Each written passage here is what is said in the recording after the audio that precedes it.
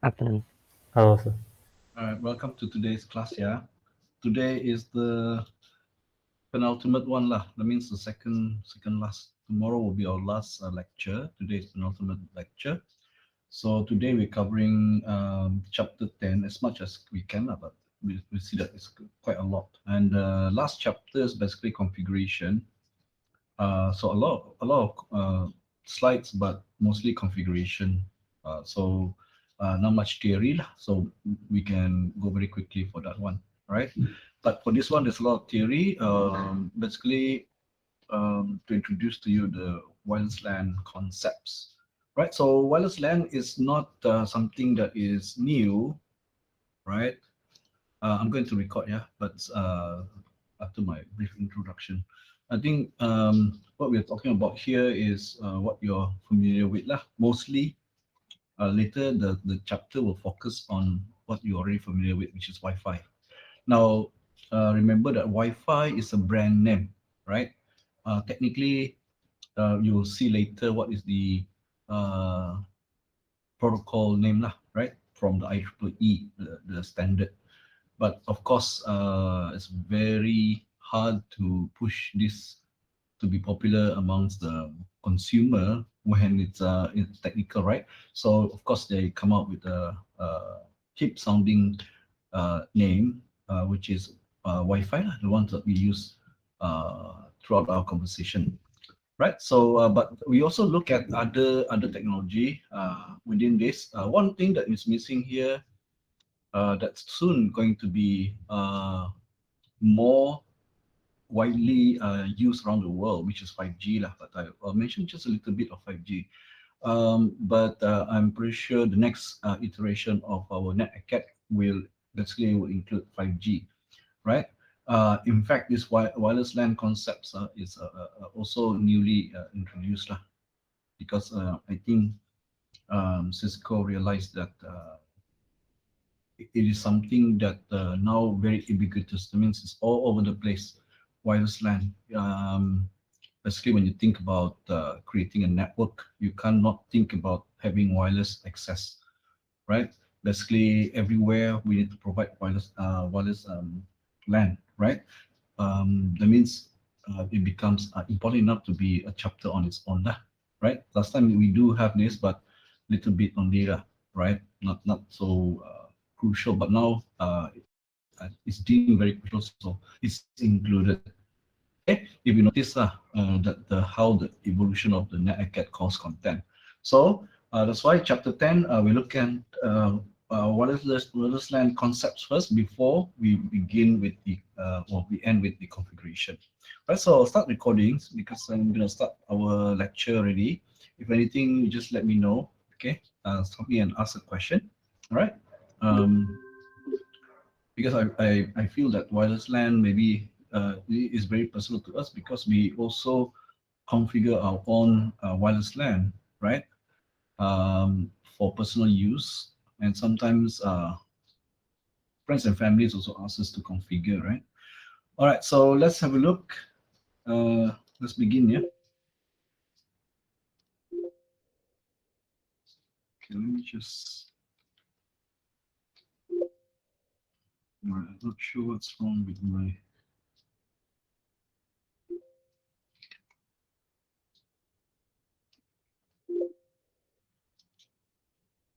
Mm, Okay, let me just. What is it? Wait, okay.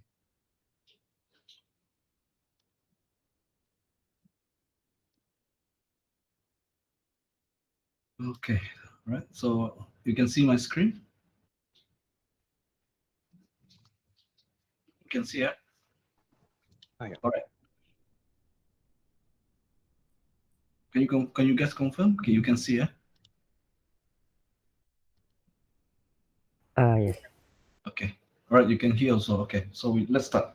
So our chapter begins with the title. First, I'll show you our title. What's coverage in our chapter this afternoon. Right, so we describe what wireless LAN technology and the standards, right, available. So wireless LAN is not Wi-Fi. Wireless LAN is comprised of multiple technology. One of them, which is Wi-Fi. So Wi-Fi is a brand, again, I say the branding for one specific wireless LAN technology or standard. Okay, we'll see later. Right, and then we look at components of wireless LANs. Okay, what makes up a wireless LAN infrastructure. Then we look at the operation. Okay, how does it work? Okay, what needs to make it work? Right, and then we look at the next section, which is the CapWeb operation. We'll see if usually when we have a small network, we only need basically one access point. Access point, later we'll explain more, is a way for you to distribute the wireless LAN to your clients, right? But what if you have a larger size wireless LAN, meaning to you want to cover a larger area? So that means you have to have multiple access points, right? So what kind of infrastructure or how do you operate wireless LAN in that kind of environment, right? So we look at that CapWeb operation, and then we look at channel, okay, channel management, right? So basically, the channel themselves, okay, the standards already say that how, what range to what range, but the specific channel is allowed by a specific location, or you know, is usually managed by the country itself, lah. Means they say, okay, this particular frequency range is will be mainly used for Wi-Fi, right? So you cannot go beyond that range, right? Range of frequency, right? So, but for Wi-Fi to be effective and also to cover different range and different protocols within the Wi-Fi itself, right? And also we look at other wireless LAN, so what kind of range of frequency they have, right? But specifically for Wi-Fi, you have different channels. Different channels means different frequency. And why do we have different frequency? We're going to look at that. And how do you manage when, why do you want to switch from one frequency to another frequency? That means different channel to different channel, right? So channel management. Then as the end, we look at what threats, okay? What threats are involved when we think about threat actor trying to attack our wireless LAN. Okay. Now, one of the thing about wireless LAN is inherently insecure because it is not stopped by boundary of enclosures, physical building enclosures. For wired LAN, you can make sure that at least the wired infrastructure, the network itself can be protected by placing a physical boundary, right? So attacker cannot, uh, if you can prevent attacker to come in, basically you can physically secure your infrastructure. But wireless LAN is inherently insecure because it goes beyond your boundary. So you cannot control the extent or the reach of your network. Therefore, the threats are slightly different and it's more serious, right? So what are those kind of threats? We're going to look at it. And after we identify those threats, what can we do, okay, to secure our wireless LANs, right? So describe wireless LAN security mechanism, right? And so that encompass all the topics we can cover in this chapter, right? So let's start with introduction to wireless, right? So we look at benefits first. Why in the first place we want wireless, right? Interesting enough, the first network considered was not actually wired network, right? But in the real world usage, in fact, the initial one was actually wireless, and it's supposed to cover the island of Hawaii called Aloha Net. That was quite some time ago, right? So wireless is in itself is not a new technology. It's been there since the very beginning when you think about network, right? But of course, if you think about wired network, it originates not in US, but if you really dig deep, it's actually the packet switching network was invented actually by a person in UK, right? Less known about this. In fact, I knew about it because I watched one documentary. If you're interested, I can share with you that one. But uh, Why do we want wireless? Is because it's a very convenient. This kind of infrastructure, you don't need to lay down cables, which is needed for wired network. Okay, wired network, you need to lay down cables, no matter what kind of topology or what kind of local area network you want to create. Wired networks, usually you have to lay out all the cables, right?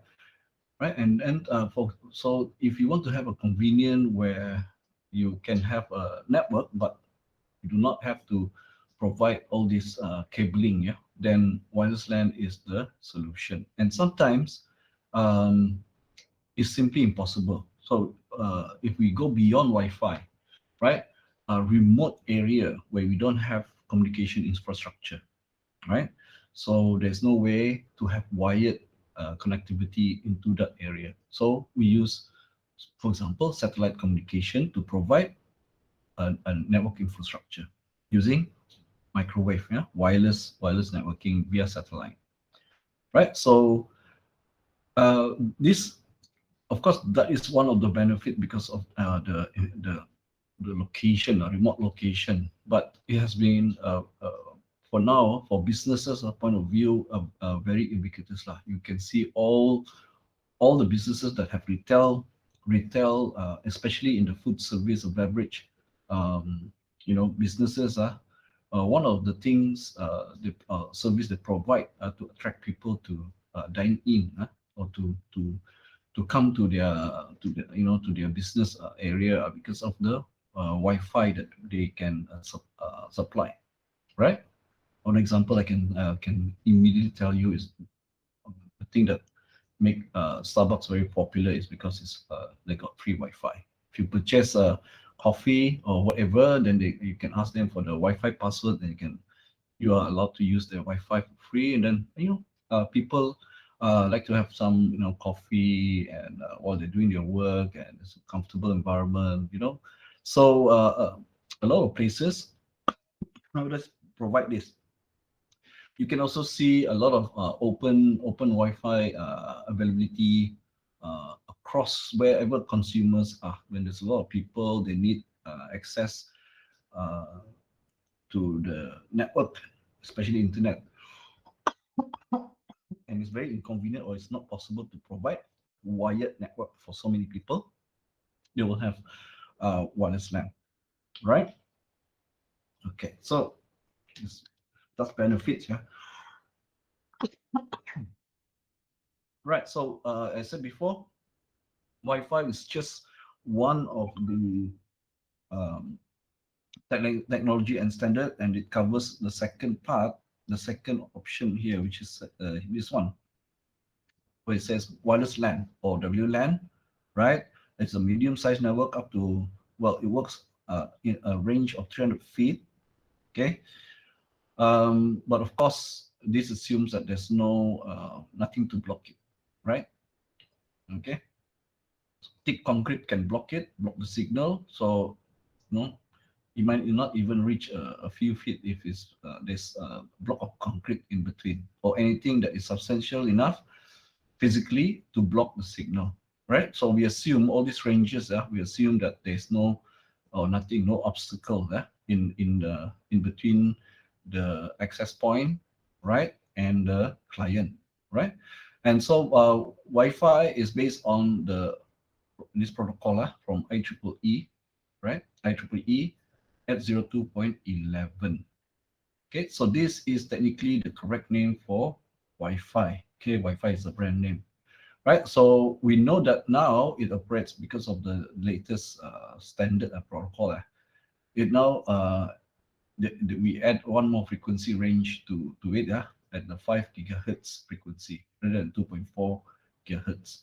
Okay, last time for the old Wi-Fi standard we have only 2.4, right? Now we operate on both. We can have both 2.4 and 5.0, right? If you buy access point nowadays, even for consumer level, personal consumer level, you'll find that you can operate either one, or at the same time both.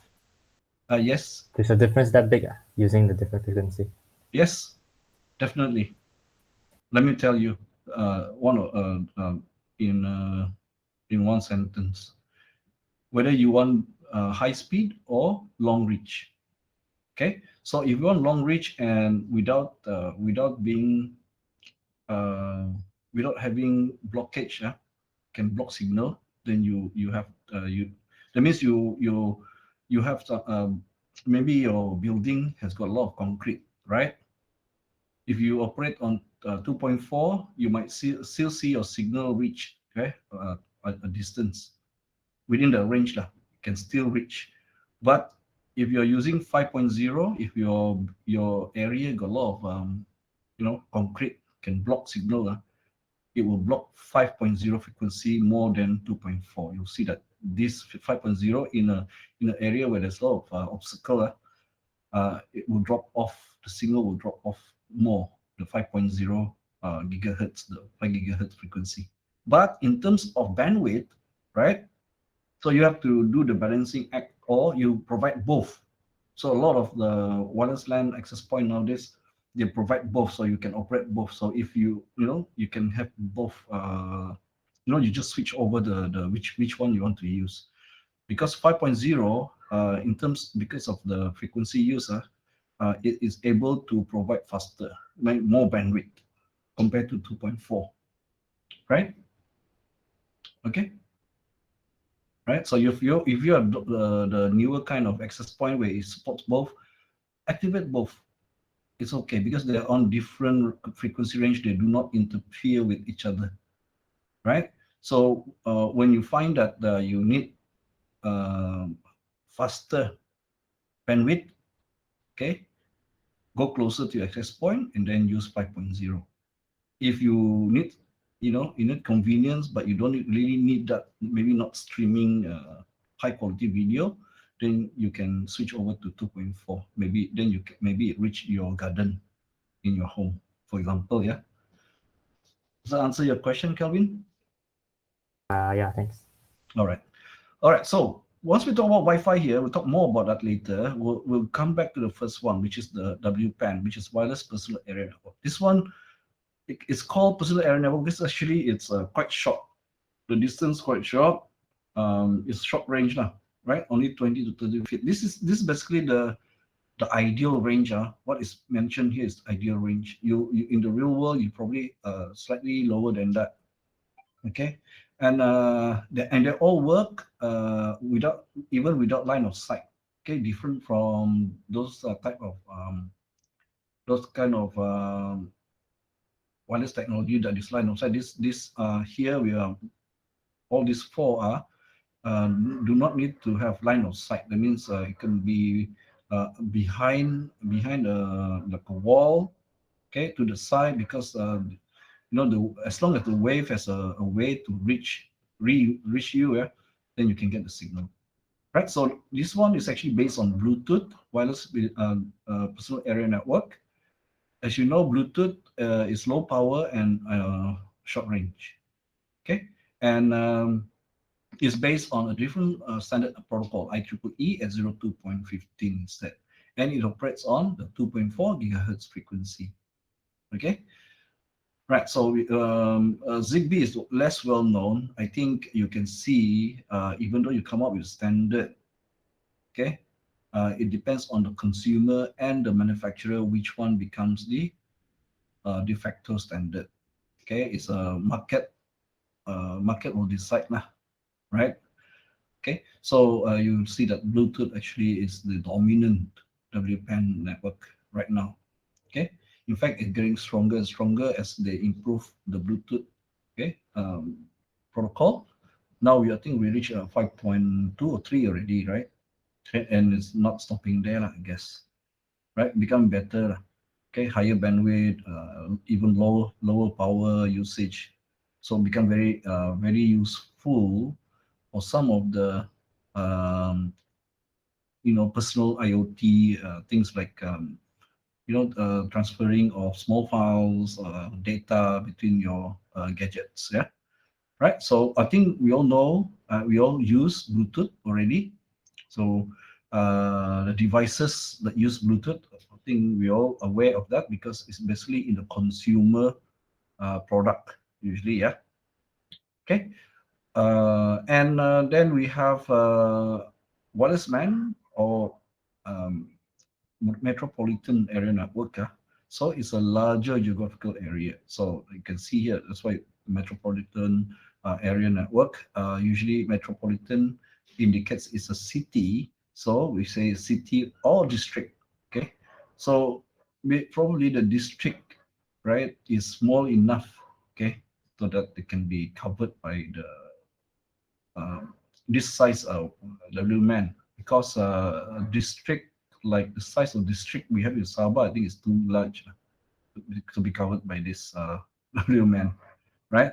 So a city, possible, that means a district, a size of a city, a large city, probably okay, still okay. Yeah.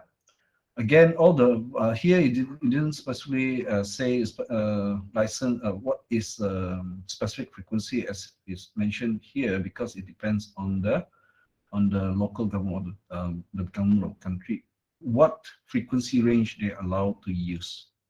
Okay. Now the thing is, this frequency you can't simply use frequency range, yeah, right? Because we don't want the collision, okay, of the signal within the same frequency.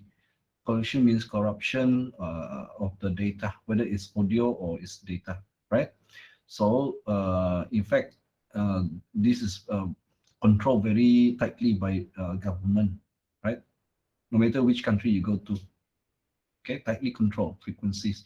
And if you want to use, usually countries hold auction, right? Auction to ISPs, whoever wants to use certain frequency, and they have to pay the government to basically rent or purchase that frequency, right? Usually, and involve a lot of money, right? Okay, and this is control.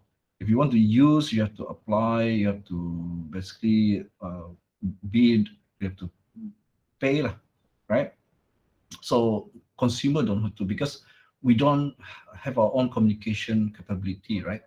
We always go for a provider. So our provider is the business entity that is going to have to deal with the licensing, right? As far as we know, we use the product, we use the service. That's it. It works, right? So it's the provider that have to worry about the licensing, the frequency usage, and things like that, right? Of course, the provider have to work with the manufacturer. If they follow the standard, the manufacturer, of course, will already have products that use that frequency range. Okay. And then the biggest or the largest geographical area that we have for wireless is wireless wide area network, right? Now, this one, I'm not sure. We have to find out who or which government or which provider actually, because this one you can't do on your own. It's very expensive to provide the infrastructure, right? To provide all these wireless wide area network. The only what area network wireless that I think of is the done by the ISP, that is what we are using now, right? 4G or GSM. The mobile cell based, right? Wireless network, right? So this have to be again control, right? The frequency used is control, but then the not manufacturer, the provider have to um, you know deal with the infrastructure, okay, to provide it, yeah, for their customers. So basically, they invest money to build the infrastructure, and they hope, okay, they will recoup it by having consumers, okay, renting or purchasing or, well, subscribing to their service, where they provide the value of using their network, right? So wireless WAN, okay, one of the implemented one is like our cell network, right? And that is extensive depending on the size of the infrastructure they can provide, right? Or each of these have very technical, if you want to go really deep how they work. For example, for cell communication, right? Okay, that deals with wide area network already, right? How signals can be passed from one cell tower to another cell tower to ensure continuity. Because you go out of range from one tower, you enter another area for another tower, but you don't want your connectivity in the middle just disconnected, something like that, and then reconnect again. That means, can we do it like seamlessly, right? And there are actually, last time I remember, there are students that when I was in university, there are students actually working on AI to basically provide a better way to find out distribution of the cell towers. Okay, what's the most efficient? Because you have a lot of attributes you have to look at. You know, that you cannot just simply, okay, I want to put there and erect a cell tower there, because you want to minimize the number of towers because cost, but you want to still be allowed to give adequate coverage and good performance of your network to your client. So how do you do that, right? So you know, these are kind of things that you can combine AI and knowledge about networking into to kind of a research in the networking field, right? So these are 4 types of wireless networks, right? Just look at the Bluetooth in a bit, right? So expand around the range of 100 meters, okay?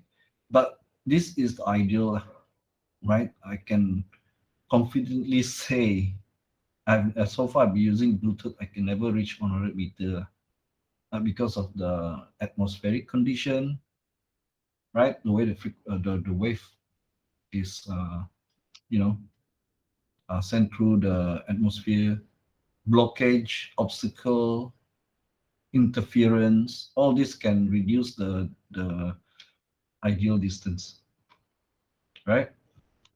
Right. So there are 2 types of Bluetooth.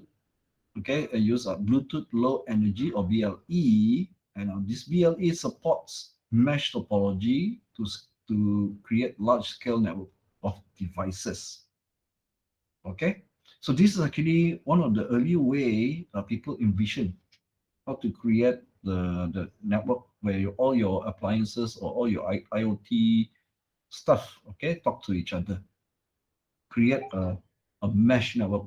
If you recall, a mesh network is network that have multiple connectivity between one host to another host to another host to another host, right?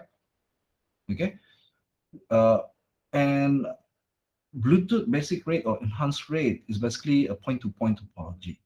Okay, so if you are thinking of getting wireless nowadays, that's very popular, right? TWS, True Wireless Sound Audio, okay? Where you have either in-ear or headphone that's wireless and usually it's using Bluetooth, right? But I think to make full use of it, right, you have to use the Bluetooth 5 or 5 and above, right? Where high fidelity audio requires a lot of data, right? A lot of data to be streamed from your audio device to your headphone or earphone, right?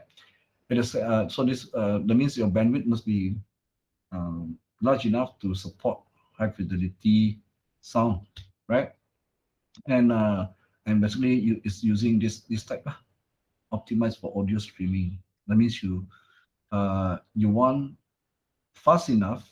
If audio is okay, but if video, yeah, you'll see that what you're seeing on the screen, maybe the audio is lagging because it needs some time. There's a latency between the sending from your device into your audio receiver, wireless audio receiver, right? So there's a delay. So you need to have high bandwidth capacity if you want high fidelity, and at the same time fast enough, the compression, all these things to work so that your video and audio is still sync, right? So that's why. Okay, so this comes under Bluetooth basic rate or enhanced rate, BREDR. Okay.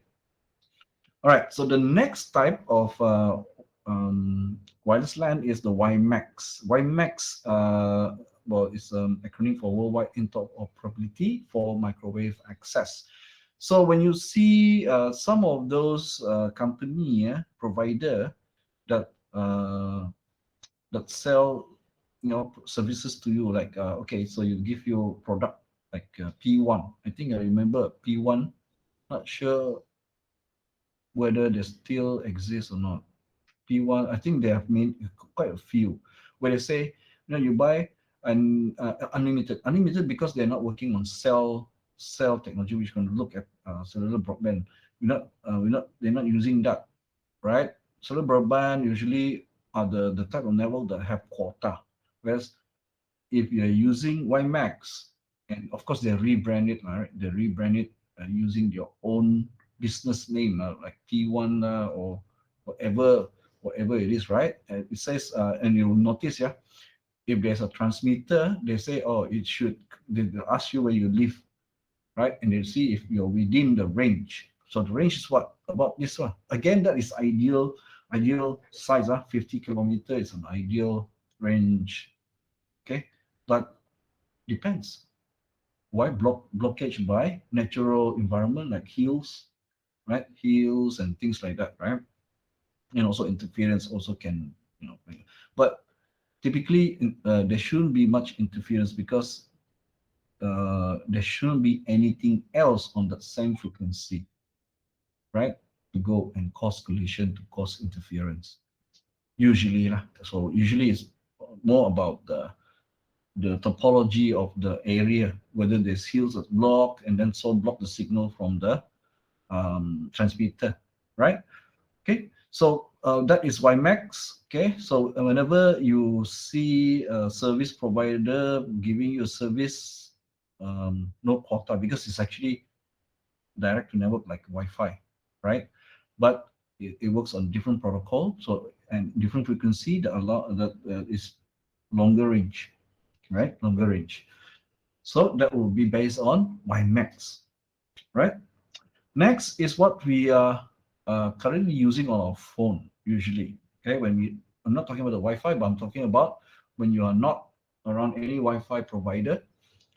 That is the cellular broadband. Right now, we are all hopefully already transitioned to 4G everywhere in Malaysia, right?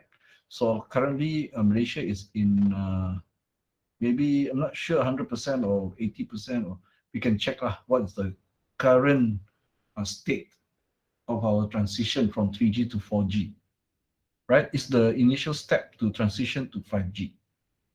Okay, so 5G, I think governments mentioned about 2 years time, right? In the meantime, they wanted all the service provider to transition fully to 4G, because the switch from 4G to 5G is more straightforward, okay, rather than the 3G to 5G. Okay, do step by step, right? Modernize all the equipment to support 5G.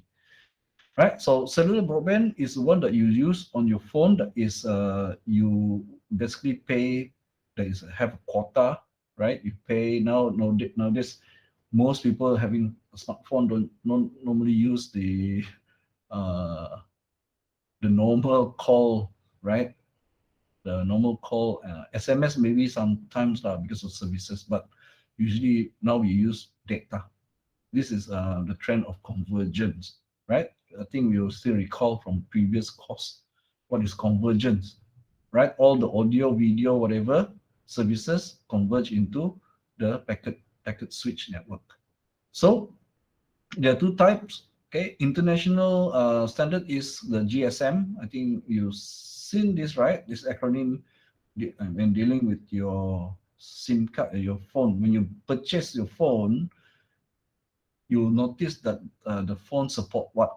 One of the specification is whether support GSM or CDMA. So most phones support both. So, because we are mobile, we can go to some other places in the world. Maybe they're not using GSM, they may be using CDMA, for example, in US. So if your phone doesn't support CDMA, then you cannot use your phone there. So usually manufacturers, they come up with phones that support both system, both standard. So either GSM or CDMA, right? So that's cellular. I talk about cellular earlier on, right? Cellular, basically, they will try to cover an area, okay, uh, and use the communication tower like this to provide the service, right? But they again, depends on your topology. If you live in an area where direct direct line is very hard to get to a cell tower like this, you might get very bad signal lah. Bad signal means you're weaker. Even though you got signal, but you find that your network connection is very slow, or always drop out. Okay, depends on your physical topology of the LAN area where you are. But usually, if you're in your city where coverage and there's not many, you know, the landscape is flatter and there are more towers to support more people, then you normally find that your network speed is faster, right? And then the next one is satellite broadband. Again, I mentioned earlier on about this is a use case where you don't need the wired network, right? Or if not possible to have a wired network, right? Remote areas, possibly, yeah, middle of jungle, somewhere on top of the mountain, or on an island somewhere in the middle of the sea, right? So usually you will use satellite broadband. And some companies, okay, even though they have already have wired, okay, internet access, they still subscribe to this, right? For example, finance companies or banks, where they need to have 24 hours connectivity, right? As a fail-safe, as a backup, right? So the system might degrade, but they will not totally down, right? So I've seen one company, they have satellite broadband as a backup. Okay, if they fiber down, they switch to the normal ISDN, or slower but still okay. Then if that ISDN fails, then critical system might still be connected using satellite broadband, right? So they have multiple, fail-safe connectivity to the intranet, or to their branches or whatever, okay, or to their database. So the system don't really shut down if one of the alternate network connectivity go down, right? So how does it work? Basically, Earth is a sphere, so there's curvature, and no matter what you say about the wireless technology, yeah, right? Whether line of sight or not, line of sight is limited by distance, and also the best way for long distance, if you want to use microwave technology on Earth, is to use directed beam of microwave. But the problem is, since our Earth is curved, okay, the beam sooner or later will shoot off into space, because based on the property, physical property, it cannot bend, right? It cannot bend if you are using directed one, right? The non-directed one lose out because of loss of power, unless you can build multiple repeater station to repeat, expensive, right? And sometimes not possible, right? So if you use the direct beam, yes, it's longer distance, but then curvature of Earth means that the signal will, after a while, it will shoot off to space, right? So rather than, so what's the solution? Okay, using a repeater in space. This basically is a repeater, or it's a relay station, meaning the signal, you don't shoot it because of maybe blockage by the topology of the Earth, also the curvature of the Earth. So curvature is because of sphere shape. Topology is because of mountain range, or any physical structure of the Earth that can block a signal, right? So we shoot it into space. The signal we shoot into space to satellite, and satellite will just shoot it back down to Earth, right, to a satellite dish, perhaps a receiver and transmitter. So, and usually we can do a two-way communication, right? The transmitter can be a receiver, the receiver can be a transmitter as well, right? So this basically allow us to um, cover a wide area on Earth without worrying about the surface structure and also the curvature of the Earth, right? And also the physical impossibility to create, to create a relay infrastructure on Earth itself. So we bypass that and we use satellite communication, right? So this was the reason why Astro was very crucial for the Malaysian government to provide connectivity. Our problem is that we have lots of forests, right? And we don't want to create a lot of station to relay. Okay, and also we are basically two islands, one peninsula, one at the Borneo, Sabah and Sarawak. So again, the easiest way is to have a geosynchronous. Geosynchronous means the placement of satellite in the orbit mean that at a certain orbit latitude also that it seems to stay above Malaysia and not moving anywhere, right? Because its speed and also the orbit, because luckily enough we are at the near the equator, means it can be placed. That means it's basically stationary on top of Malaysia.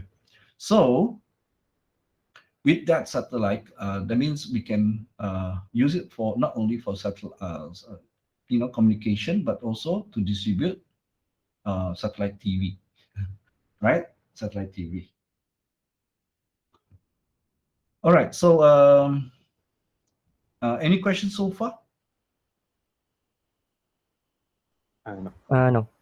The Okay. cellular and satellite differences. Yeah, different because cellular is using cellular tower, right? So technicians will erect after they identify the best location to place the towers. So they will get their technician contractors. I usually go there to erect the tower and to place the communication transmitter and receiver, right? So it's basically the communication instead of having wired like the traditional PST and public switch telephone network, you relay communication via towers where it carries wires, right? This one based on wireless. They communicate each other and they relay your communication via the towers. Then the And satellite, for you, right? Sorry, yeah. the satellite use for what? The same thing. The use for the phone. Yeah, it's a relay. It's a relay, but instead of having towers to relay, you have satellite to relay your communication. They do the same thing, just different way Yes, on they yeah. do. Yeah, they do the same thing different way. Okay. Okay. Yeah. But you can see why. Imagine your relay tower, for example, in certain situation, it's not possible. For example, in the middle of island. So there's a vast sea or ocean between the mainland to the island. If you can't erect this tower, right?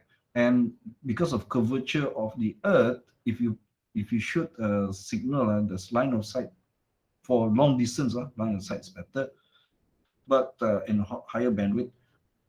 But then it's too far, so that the curvature of the earth, even though there's no mountain, right, sea, right, curvature of the earth means if you shoot a signal, it will go straight into space.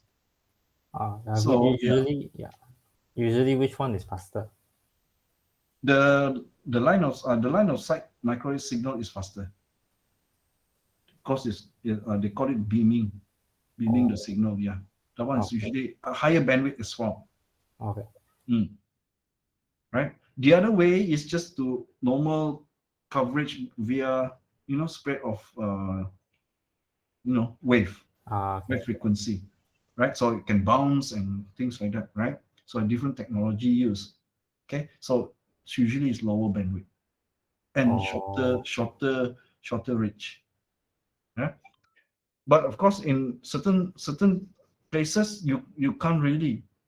Okay, not only ocean or sea, but also forest area, and very mountainous region, where the usage of communication tower like this for cellular is not really practical, right? Very expensive also to maintain. You ask people to go, right, to go mountainous region. Places like Himalayas, I don't think you can go and service this kind of things there, this kind of towers there. So usually for those areas, satellite communication is the best options. Mm. Right? All right. So, but for Malaysia, right, we have this because it's very costly to maintain this for public television, right?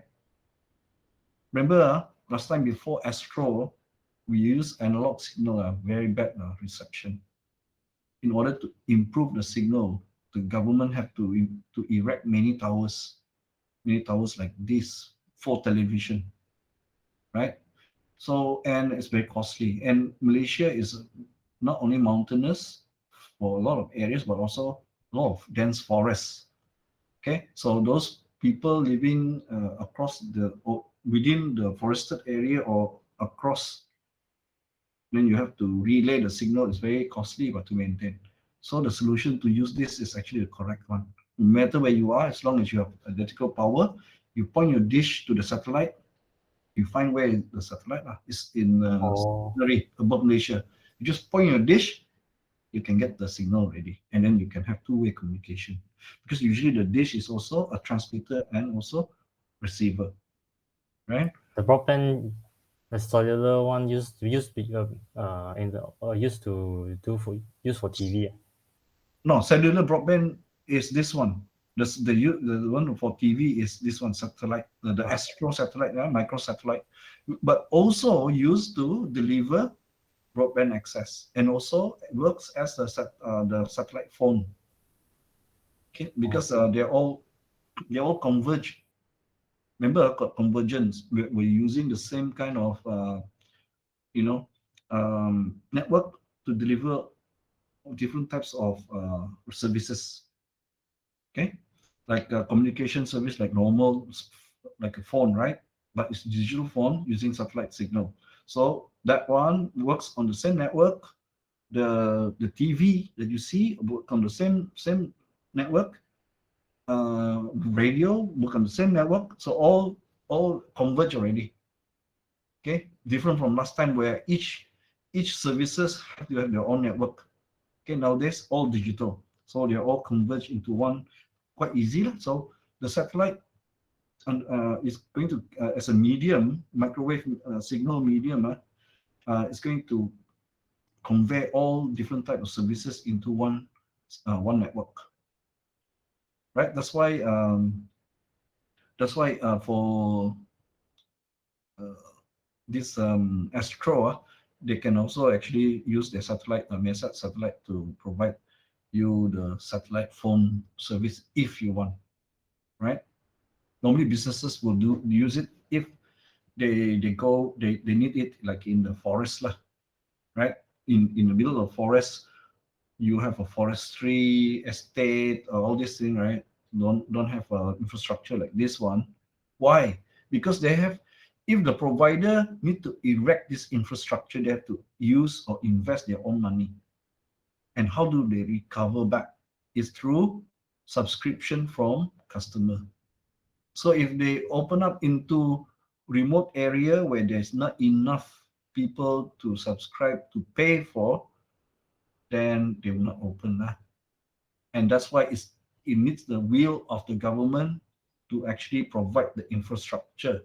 That's why in Sabah, some areas, when the businesses feel like, those communication businesses feel like it's not lucrative, they don't open.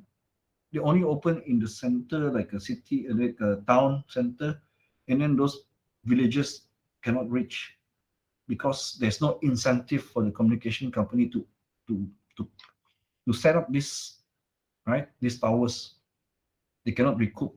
They think lah, business ma, right? They think cannot recoup. So it actually needs the will of the government, right, to enforce them to, okay, we want to provide. We also have people there, maybe not sufficient to cover for you, but still, you know, so it become arrangement between the government and the companies that provide the services, right?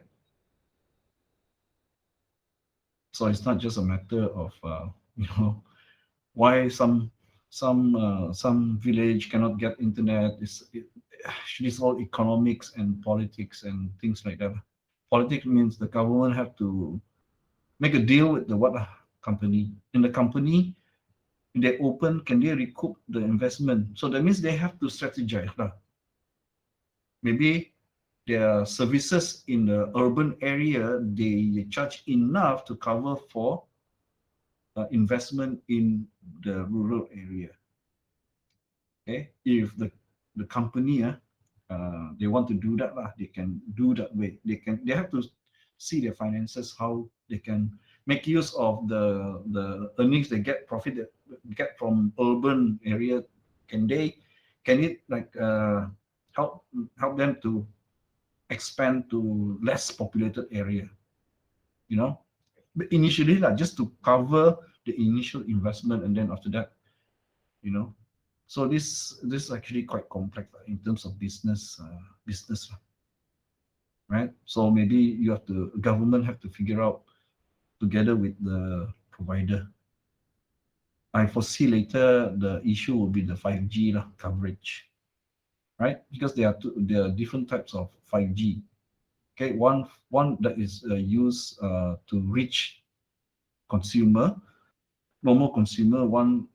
Another one is for the business, which is for the factory, and you know. Okay, I see that this will also involve similar kind of issues with our current cellular broadband, like 4G, reach, right? Okay, so okay, if no questions, we can move forward to the standards for Wi-Fi. Okay, so this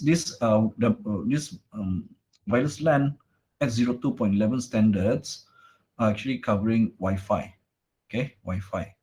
Right, so we start with that, and then over the years, right, we see improvement in the Wi-Fi in terms of bandwidth also and reach, right? So you can see here the evolution, A, B, G. I think you guys remember A, B, G? It was so slow, right?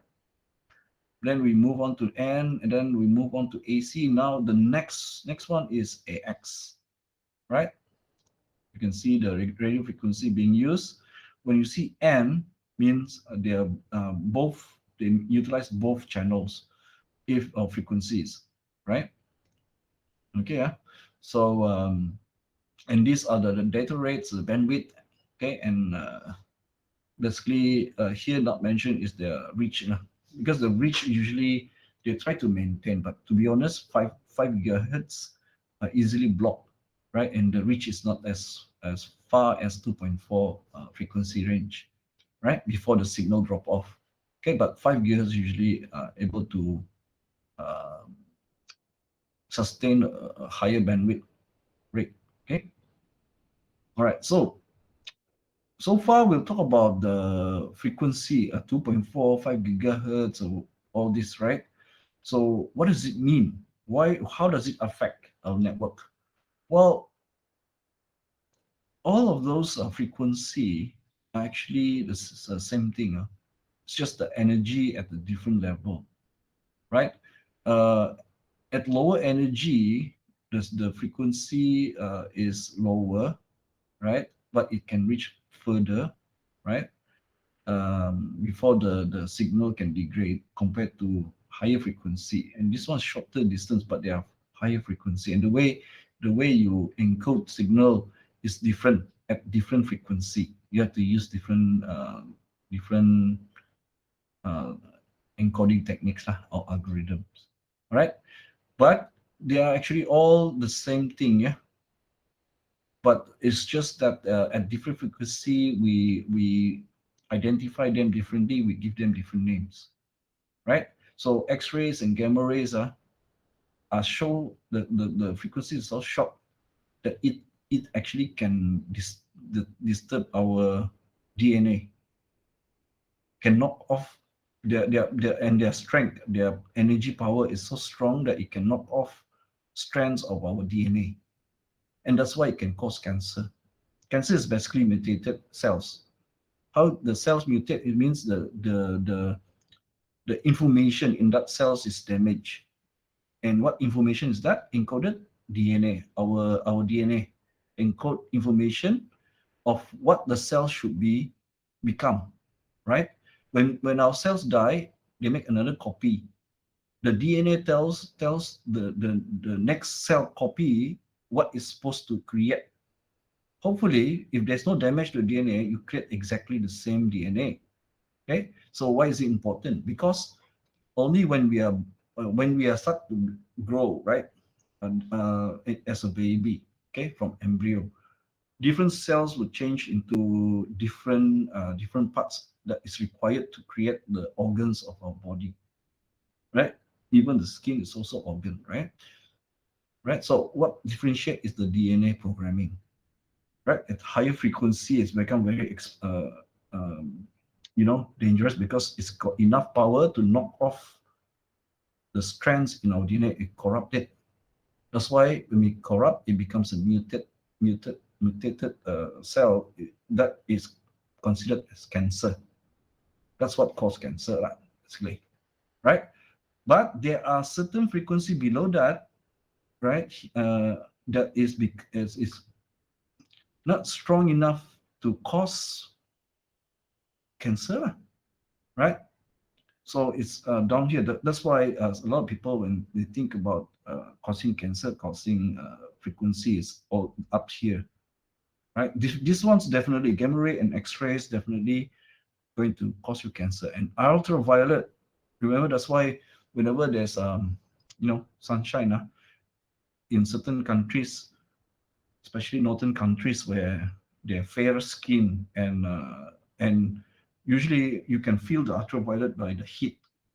But because of the weather, it's cold, they don't feel it, and they don't realize they are exposed to ultraviolet or UV light more than it's recommended, and they can develop skin cancer.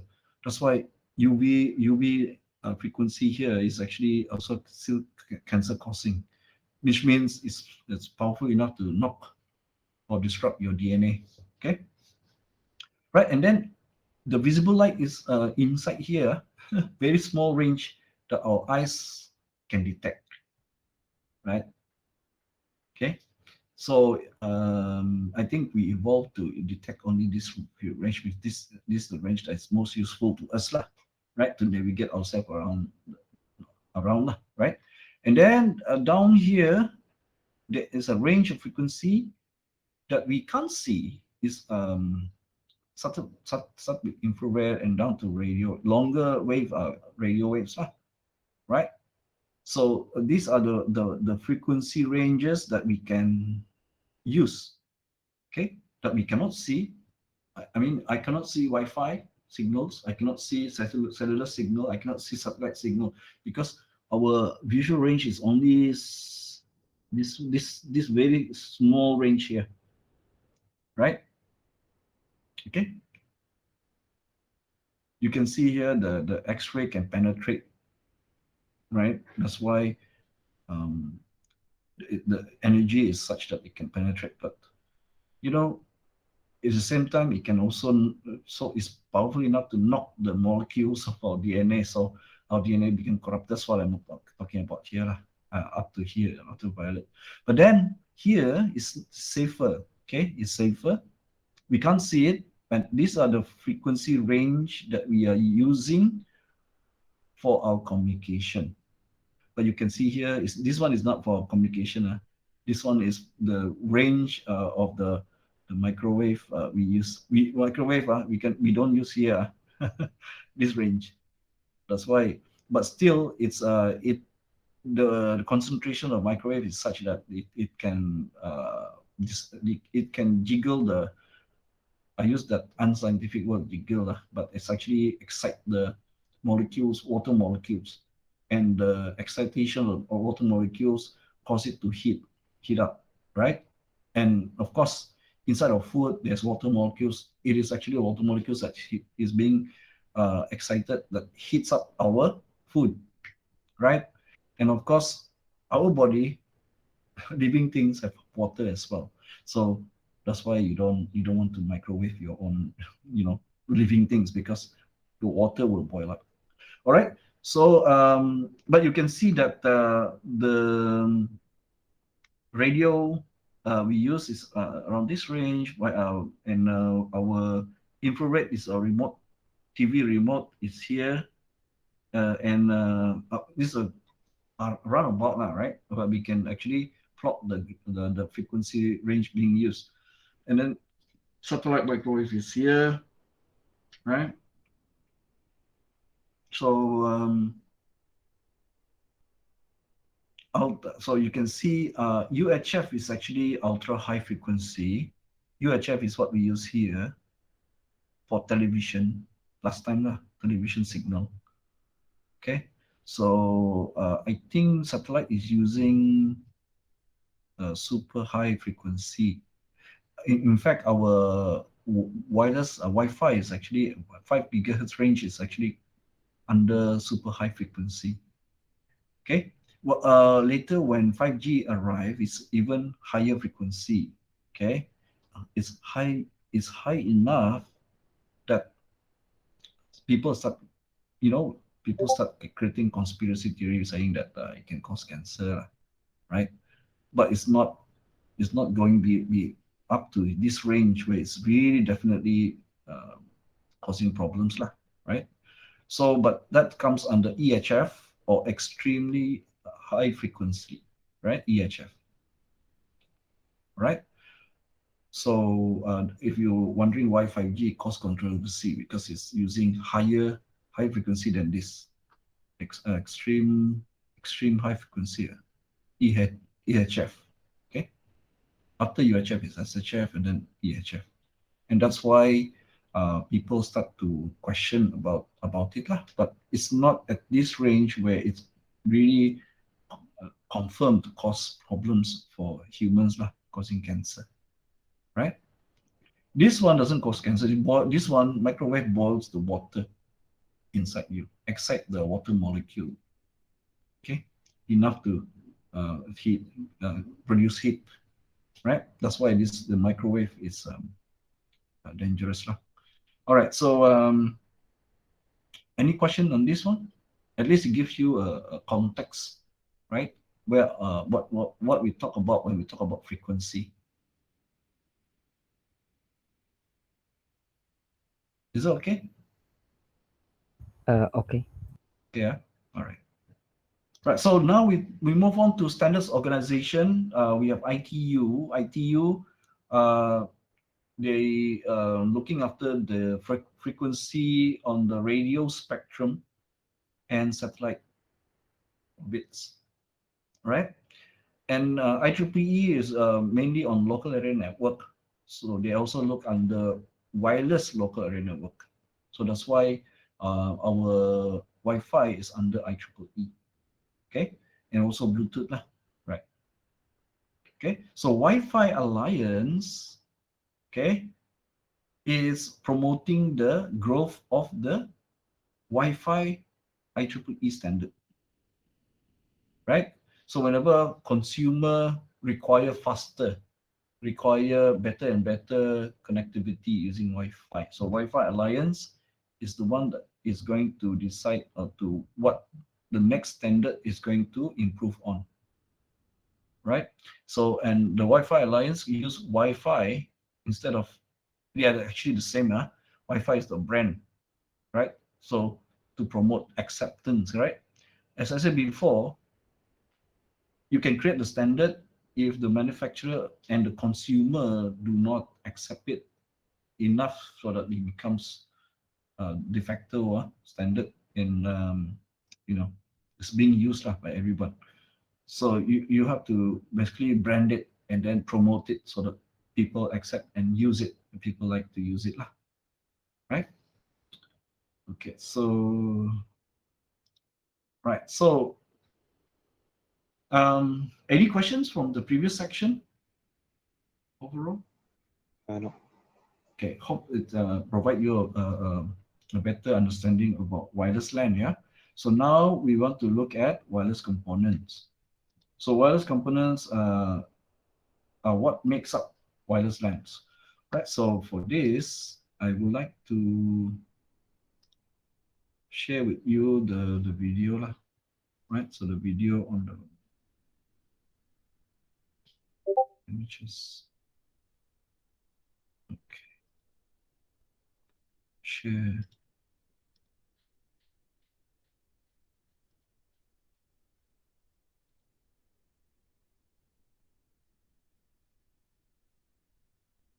Let's see what you can see. Right, so I'll play this video for you to watch.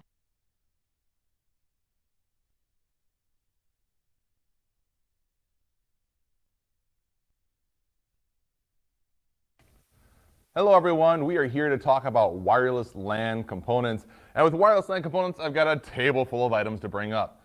To get started, let's start with the end device and the network device you're connecting to. An end device is going to have a transmitter receiver antenna inside of it. Here we have a laptop. And when the laptop screen is open, that antenna is right up here at the top of the laptop screen. Gives you better signal strength and connectivity. That's going to be an integrated internal antenna up there. In comparison, what if you're running a desktop computer and maybe your desktop computer doesn't have wireless? Well, what you can do is purchase a card like this that would connect to your motherboard, and with that card, it can have an external antenna off the back of your desktop tower. This antenna is known as a dipole antenna. It's omnidirectional, but we'll get to that later on. Now, besides antennas like this that are going to be literally integrated into your motherboard by purchasing and installing, you can also purchase USB antennas. For example, there's an internal wireless antenna inside of this, and it's got a USB cable that would plug into your machine. There's also other variants where we have a USB adapter with a wireless antenna built in, and again, it's got a little dipole antenna there for omnidirectional wireless coverage. So that's going to be our end devices that are going to interconnect with now the network devices. And with these network devices, one of the common items we'd see is the wireless router. And the wireless router here is going to provide network connectivity for those end devices as they want to communicate. Now these wireless routers commonly have three functions. Those three functions being, number one, a switch built in. For example, I've got a set of blue ports here. There are 4 of them. That's an integrated switch in this wireless router. You plug your wired devices into that switch. Why? Because the wireless router has another function, which is function number 2, and that would be an internet port, which is the function of default gateway/router. The function means we're going to be able to send our wired network traffic and wireless traffic out to a different network or infrastructure. That could be the internet, for example, off of that internet port. The third and final function of this wireless router is we have internal integrated antennas in this wireless router, which allows us to connect our wireless end devices. There's other wireless routers that are out there too. For example, like this one, it does not have internal antennas. All the antennas are external, but same thing. Switch built in, internet port as default gateway, and wireless services provided. So as we talk about these wireless routers, what are they going to do on the wireless side of the house for us? Well, this wireless router is going to be broadcasting what's known as a beacon. And a beacon is going to include the SSID, which is a service set identifier. That is the name of the wireless network you want to connect to. So when you're looking on your phone or looking on your laptop and you click refresh for those wireless networks, it's going to see the SSID, which is the wireless name of the router. These wireless routers also do association and authentication, and what that means is when you refresh and receive that beacon, not only will you get the wireless name, but you're also going to see the security standards and wireless standards supported by that access point or wireless router. That allows you to associate and authenticate successfully and communicate with those wireless devices. Let's dive in a little bit deeper now. We have the wireless router covered, but what if you want to deploy many wireless devices on your network and extend wireless range? One of the first things people like to say is go with a range extender. A range extender can only do so much regarding distance, and also doesn't scale well. The other solution is to deploy a wireless access point. Looks just like a wireless router. The wireless access point has one major function, and this is one network port on the back. It's not running as a switch. It's not running as a default gateway. The wireless access point is going to connect to your wired infrastructure and connect wireless devices using its antennas. These are awesome. There's two classifications we want to get into. We're going to have autonomous wireless access points, where each wireless access point you deploy requires full configuration by you. Imagine having 100 of these to provide network and wireless access across a big business. That would take a while. There's a other solution to go with besides autonomous, and that's called controller-based. With controller-based access points, they're commonly called lightweight access points. These access points, they again have maybe one or two ports. This one has two, a primary network port and a backup in case the primary goes down. But these lightweight access points that are controller-based do not require individual configuration of each access point. You configure a wireless LAN controller, a WLC. And when you configure that controller and you plug these into the network that the controller is on, the wireless controller will configure and manage all of your lightweight access points. Another version, of course, is this big beefy Cisco one right here. Same thing. Deploy 10, 20, 30, hundreds of these wireless access points. They are controller-based, which means they're all managed and configured by the wireless controller without initial configuration. Doesn't scale so well? Scales awesome. So last but not least, let's hit some antenna types. I mentioned we get to it. We have all these wireless devices, and we hit this already. These are those dipole antennas, which provide 360 degrees of coverage. They're awesome when you're talking about rooms and small areas of hallways, but they're not going to go long distance. So if you want to go long distance, what we'd focus on is something more akin to this. And these type of antennas are not omnidirectional. These type of antennas provide directional-based coverage. There's different versions like Yagi and parabolic. Some that look like radar dishes. They're meant to target longer range distance with wireless technology. So these are our wireless LAN components. Take your time and study and read and have some fun.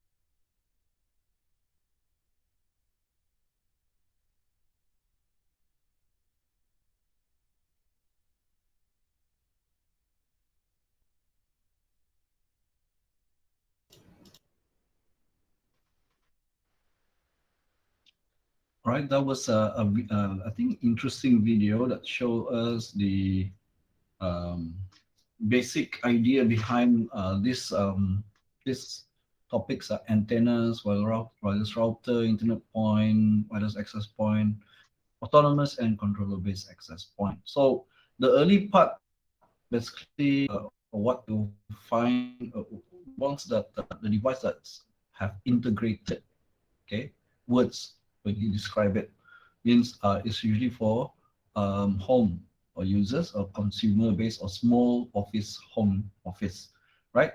When we talk about hundreds or maybe tens and hundreds of access points, and talk about controller-based, means going for enterprise, okay? So to cover maybe the whole TAUC campus or the whole main campus or a larger area, right? Okay, so let's have a look at it again, right? So basically, when you purchase a laptop, usually nowadays it comes built in with Wi-Fi, right? So you don't have to purchase separate, but older laptop do not have Wi-Fi, yeah? So, but I think they are obsolete already, right? So why you don't see any antenna is because the integrated antenna is like just wire that is well positioned inside your device or inside your laptop or inside your whatever your phone in a way that it circle around the area, right, inside, right? So it works like an antenna, but just that you can't see it. It's usually flat, right, and built into your device, right? He mentioned that it's usually built at your laptop display on top, okay? so that it has the tallest or highest vantage point so that it can send and that means transmit and receive signal better rather than at the bottom, right? Okay, so for desktop PC, usually we don't have built-in Wi-Fi, not unlike a laptop, okay, modern laptop. So we need to provide Wi-Fi. We need to we can purchase separately, right? For example, USB wireless adapter like this, right? They may or may not have the antenna. And you remember that he mentioned this dipole antenna. This omnidirectional means it can transmit and receive from different, it doesn't matter, right? It can transmit or receive from wherever the signal can reach you, right? So because the signal bounce off your environment, okay? Right, so you can just plug in. Usually, it's if you're using Windows, Windows already have basic USB wireless adapter driver inside, right? If you want more feature, for example, then you can download and install a driver, right? Right. So, but mostly we'll get buy either USB or built-in PC card. The PC card it will slot into your adapter slot inside your desktop machine, and at the back you can then attach the dipole antenna. Okay. Usually, when you purchase branded PC, right? For example, from Asus, whatever, HP, if you specify in the specification you want Wi-Fi, right? They usually include that Wi-Fi card plug into, and then at the back you can see the antenna, right? Have you guys seen this kind of? I think if you use our lab before the pandemic, right? Do you see that some of the PC in the lab has got an antenna at the back? Do you notice? Yes. Yeah. So that's the one that we're talking about. The one with PC card you insert into your adapter slot in your motherboard. Right. Now I'm pretty sure all of you have Wi-Fi at home. So the device at home basically is to simplify, right? To simplify the usage for the home user. Everything is integrated, right? And of course, you configure this by usually using some kind of lightweight version of web server that can display to you or can provide to you the web-based configuration, right, for that device. So integrated means instead of like what we've been learning in Cisco, because Cisco is usually for enterprise, right? More expensive, but better lah, because usually 3-in-1 products, they are capable for small size network, right? They integrate the router part, okay, so that you can forward your communication out to internet, right? So that means there's a router here acting as a gateway as well. There's a switch and for the wired LAN, and there's also access point to link access for your wireless LAN in your home with your wired LAN in your home, and to access the internet via the lightweight router inside that one device. So it's an integrated device, right? It's sufficient for home user with very few users. Basically, your members of your family can use it on multiple devices that needs access to internet is sufficient, right? Okay, but for enterprise use, this is not actually good, because this is basically, although you can configure it, is usually kind of plug and play, right? And you can't do much about the configuration. There's no iOS inside, right? Or any command line way to configure. So it's not very capable, all right? So, and also it suffers from problem where if one part is damaged, maybe the switch damage or the router damage, then the whole thing becomes unusable, right? So then you have to buy a new one to provide the same kind of services compared to the old one. Whereas for the separate device that we've learned before, you can just replace that device, device that is damaged. Like for example, switch damage, they can replace the switch, the router, and the rest still works, right? All right, so you can see here, this is the integration part. The access point to access the wireless LAN, the switch to provide connectivity inside your LAN. Remember, switch connects your devices, host devices, right? Whether it's from your wireless LANs or your wired network, right? So that they can talk to each other inside your own network, your personal network inside your home. Then the router is needed for you when you want to go to internet, right? Remember, router connects network, so that means there's a router here because your network needs to connect to your ISP's network in order to reach the internet, right? So that router, okay, when you set that IP address for that router, that is the gateway address, okay, for your network. All right. So that's why one of the service that is inside here as well, especially if you enable the wireless LAN where you have access point, right, is the DHCP server, a lightweight one. Inside here, there must be a DHCP service, right? Another thing that that's also in here is the router. Here, this integrated device. I think firewall also is here, where you can block ports, right? You can block ports also here, or you can open ports, right? To protect your internal network also lah, right? Okay, so this is basically the device you have most probably if you are connected to the internet via any one of the ISP. They will give you a product like this, right? Now, some product, you can the antenna, you can't see the antenna, because sometimes it's for aesthetic reason. In the home, a device like this with antenna looks ugly, right? So a lot of the the integrated device that the ISP gives to you, usually you can't see the antenna. The antenna is actually built inside, okay, just like your smartphone. It's inside your device. But to be honest, those kind of antennas, their reach is not so good lah, right? If you have a larger home or you have a first floor, you got garden that you want to access, usually it's better to go for the ones with dipole antennas like this, right? Okay, so if you have a 2.4 and 5 GHz, usually you have more antennas because a set of antenna for 2.4 GHz, another set for 5 GHz, right? If your device supports both frequency at the same time, right?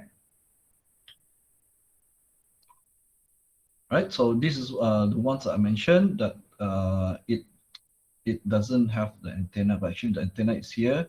It's just a flat wire. They just it goes just around inside, right? Okay.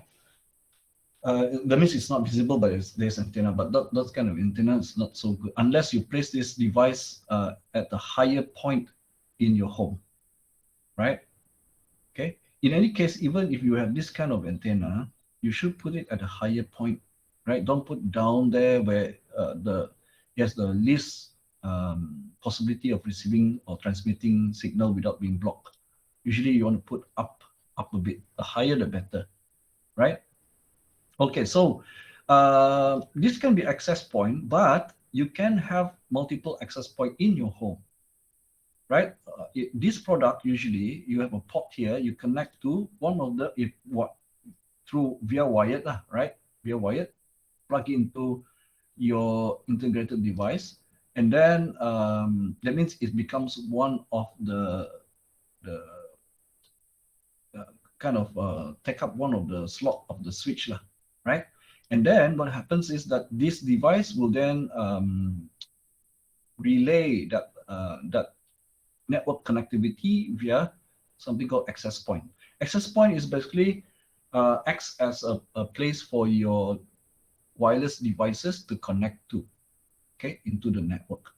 And then via the cable, connect to your integrated device and therefore able to connect to other devices in your network, and also to the internet, right?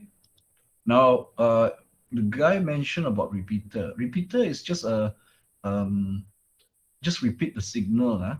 Its main use is because the signal in your, the signal from the main access point from your integrated device. If you have a larger house or you have a lot of concrete walls that can block signal, then when you go to a different parts of your house, the signal is so weak that the bandwidth is go down and disconnection happens all the time, right? And becomes slow, right? Then you will purchase. You can purchase something like with antenna or something like this, right? Where it can amplify back the Wi-Fi signal and retransmit it locally, right? Again, but the thing is, it is just going to relay messages, right? Relay the Wi-Fi signal. Okay, amplify, relay, and then come back and then retransmit. Right? It accepts signal and then retransmit back to the base access point. Okay, that's the extender, how it works. And for a lot of use case, works very well. Okay, right. So just gonna interject with my own experience. The thing is with the extender type of extending or scaling your wireless connectivity at home, right?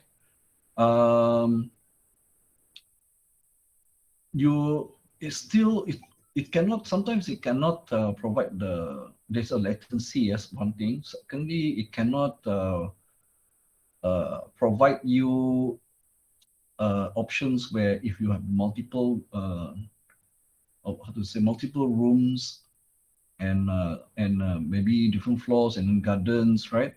It's very difficult to scale using just extender, right? Because then for every part of the house that your signal is weak, you have to provide extender. But from your extender, usually connectivity, the best connectivity for your extender is if it has wired connectivity to the base device. But if not, then anything that can cause disruption to the signal to your extender will also be extended to your device.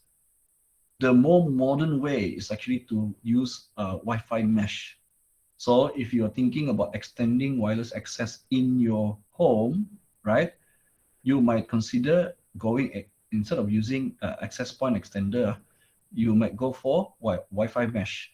Wi-Fi mesh means your device will connect to any of the Wi-Fi mesh access point that is strongest signal, right? And then it seamlessly transfer from one module or one node of the Wi-Fi mesh to another node without to you as if the whole for the whole home you have one single Wi-Fi access point, right? It's just that all the coverage now is increased. Used to be Wi-Fi mesh is more expensive, right? But now I think the cost has gone down, so it's competitive with extenders, right? Okay. Even more so that you can see that Unify now also offer Wi-Fi mesh for one of the higher tier Unify service, because they also realize that it's much better than extender type of extending Wi-Fi connectivity inside your home, right? Okay, so we'll talk about wireless access point. Simply means accessing your wireless network. So you need your client, Wi-Fi client device must connect to the wireless access point in order to be able to connect to your wireless network. Now, the connectivity between the wireless network and the switch is done inside the integrated device. That means once you're connected there, usually you'll be able to speak to other devices inside the Wi-Fi network. So usually when that happens, there's a breach, right?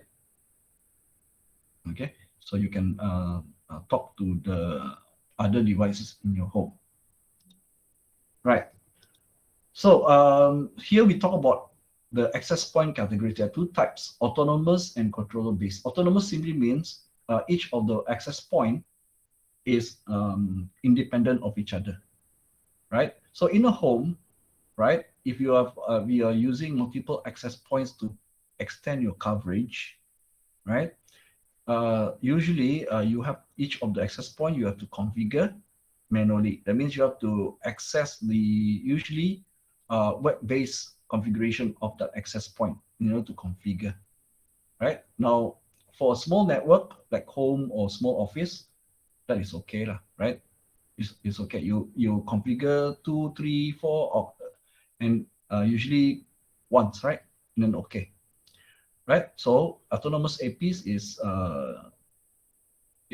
suitable for small office or home office or your own personal home usage, right? It is when you try to use to extend your wireless network a larger area.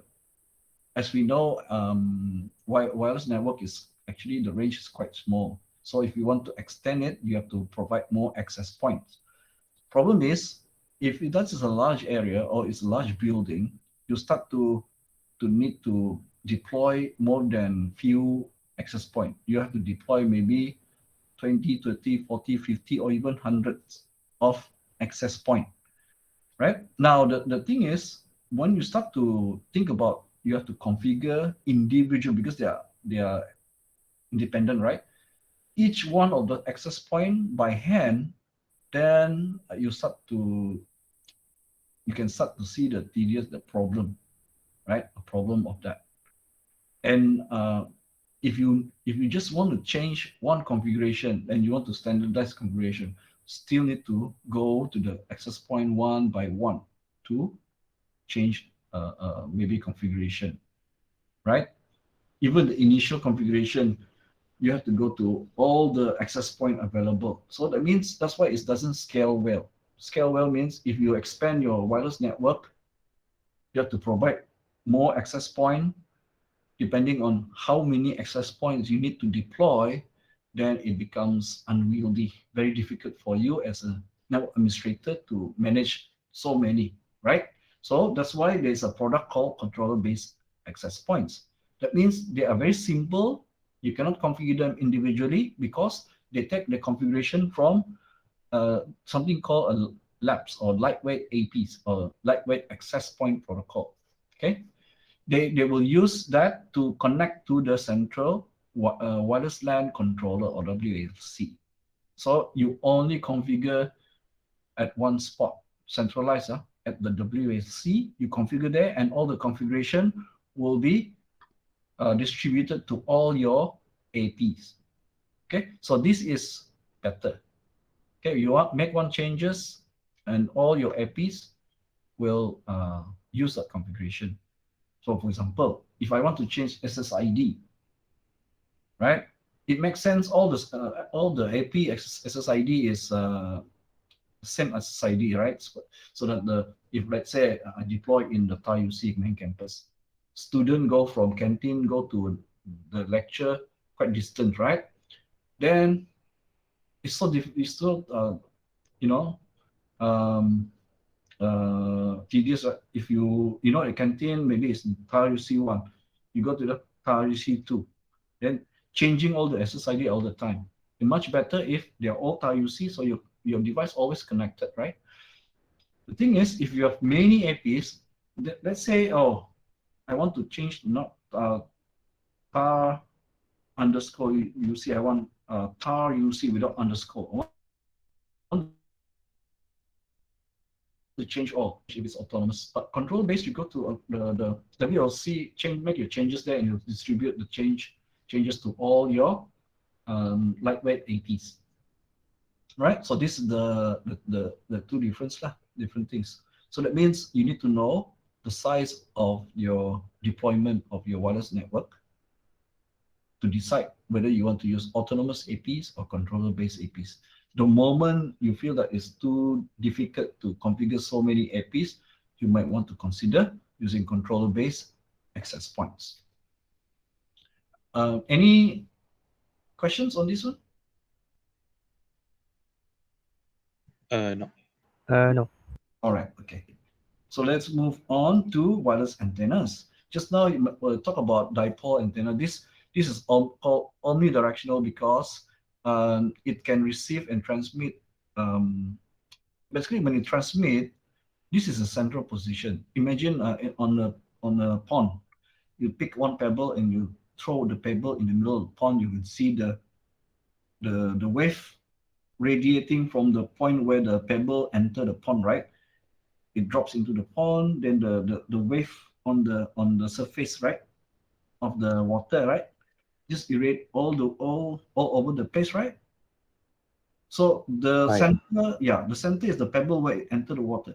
Imagine this dipole, this antenna here is the center, and when you're transmitting, you actually transmit omnidirectionally in 360, or just like that wave on the pond, right? You can't see the signal, of course, because like I say, it's the you know, the frequency is below our sight, okay, like our frequency range for our sight, so we can't see the signal, but it irradiates from the center of the antenna. So that's why this is a 360-degree coverage. That means it also can receive signal coming from anywhere, any angles, yeah, right?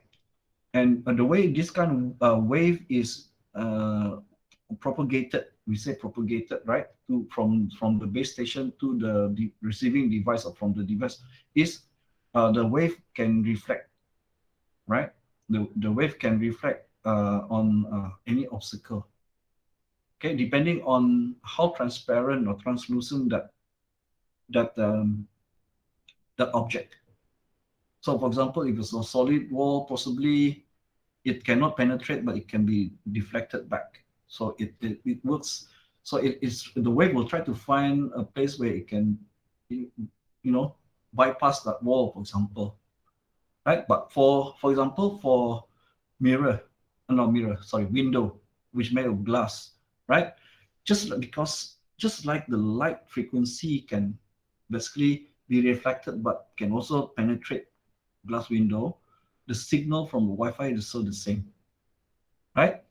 So that means if you have a glass window or glass wall, then most probably your signal will penetrate better compared to a concrete block. This one I use this technique when I brought my team to last time before the pandemic.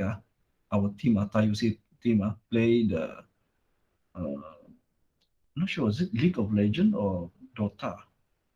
We played in the one of the it was inter-campus competition, multiplayer game, right? Mobile game, I think, yeah.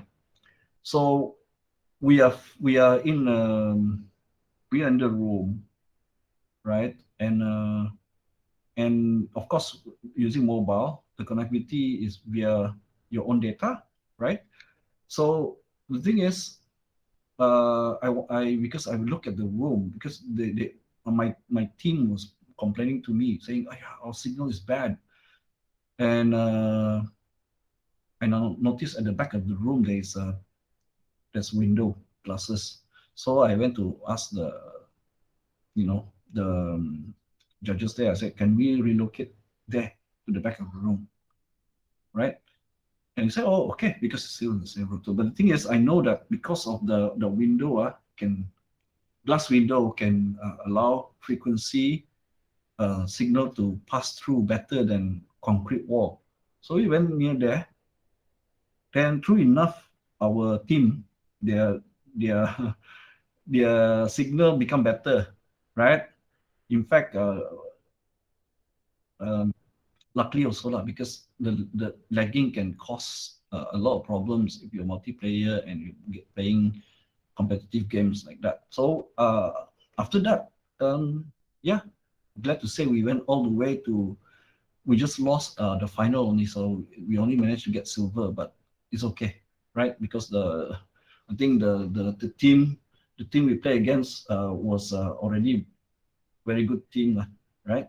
they've been together for a while.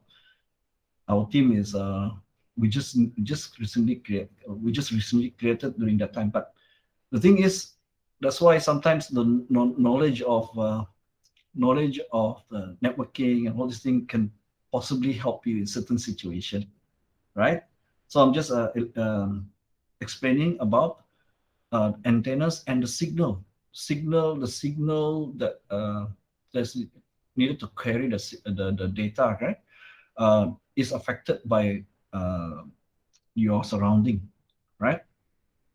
So directional means you are forming a beam, and this is usually line of sight. Because it's directional, it can no longer depend on being bounced around, okay, by the whatever objects around you.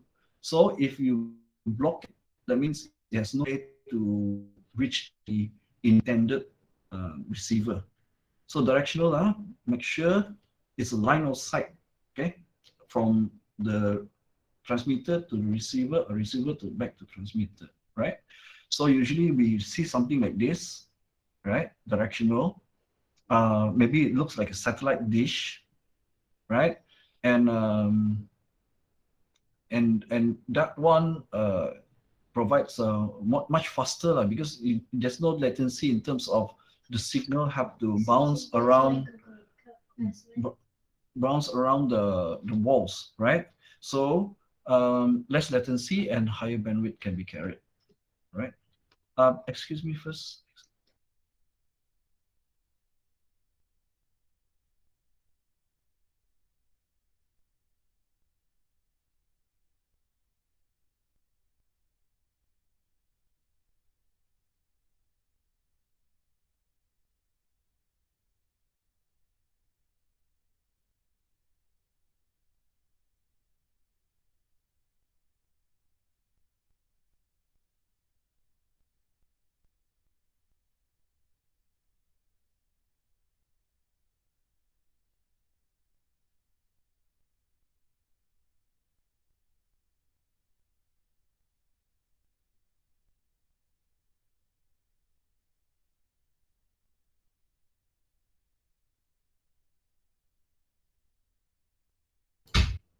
Sorry about that.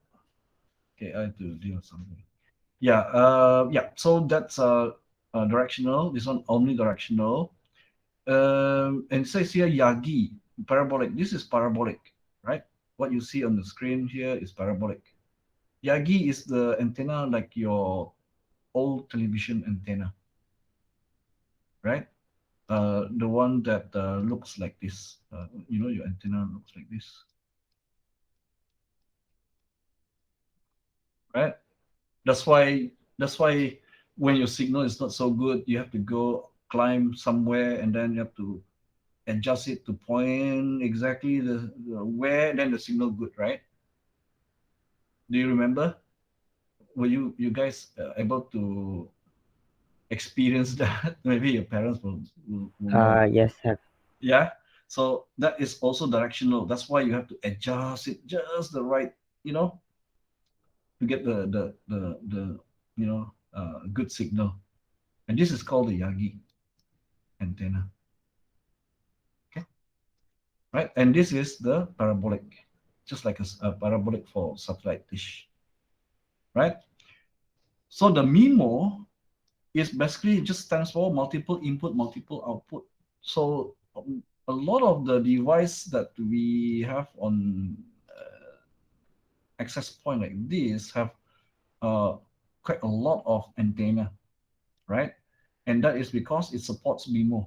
You will see that when you buy the access point device, you'll see that it says support MIMO, and you know that there will a lot of antenna, right?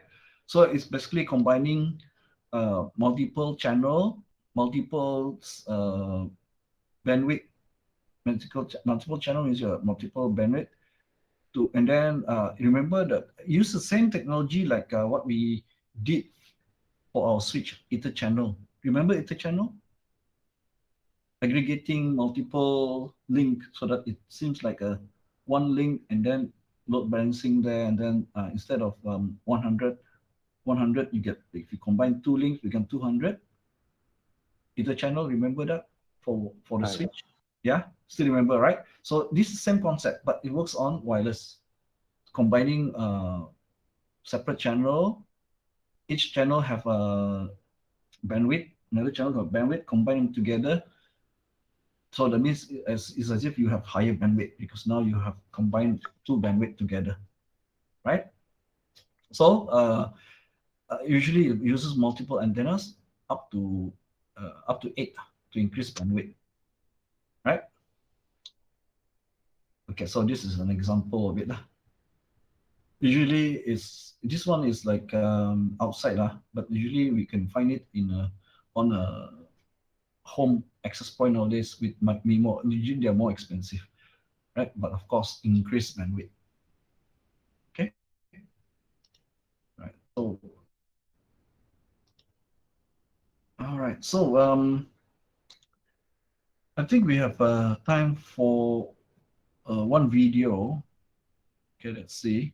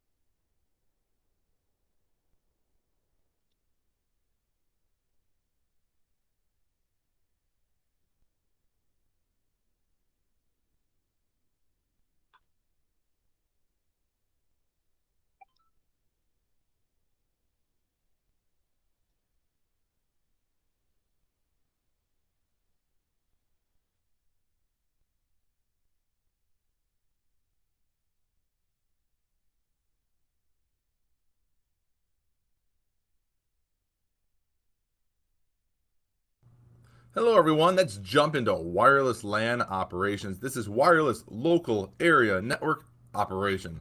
And to get started, we need to talk about two different types of modes. We're going to hit infrastructure mode, and then we're going to hit ad hoc mode.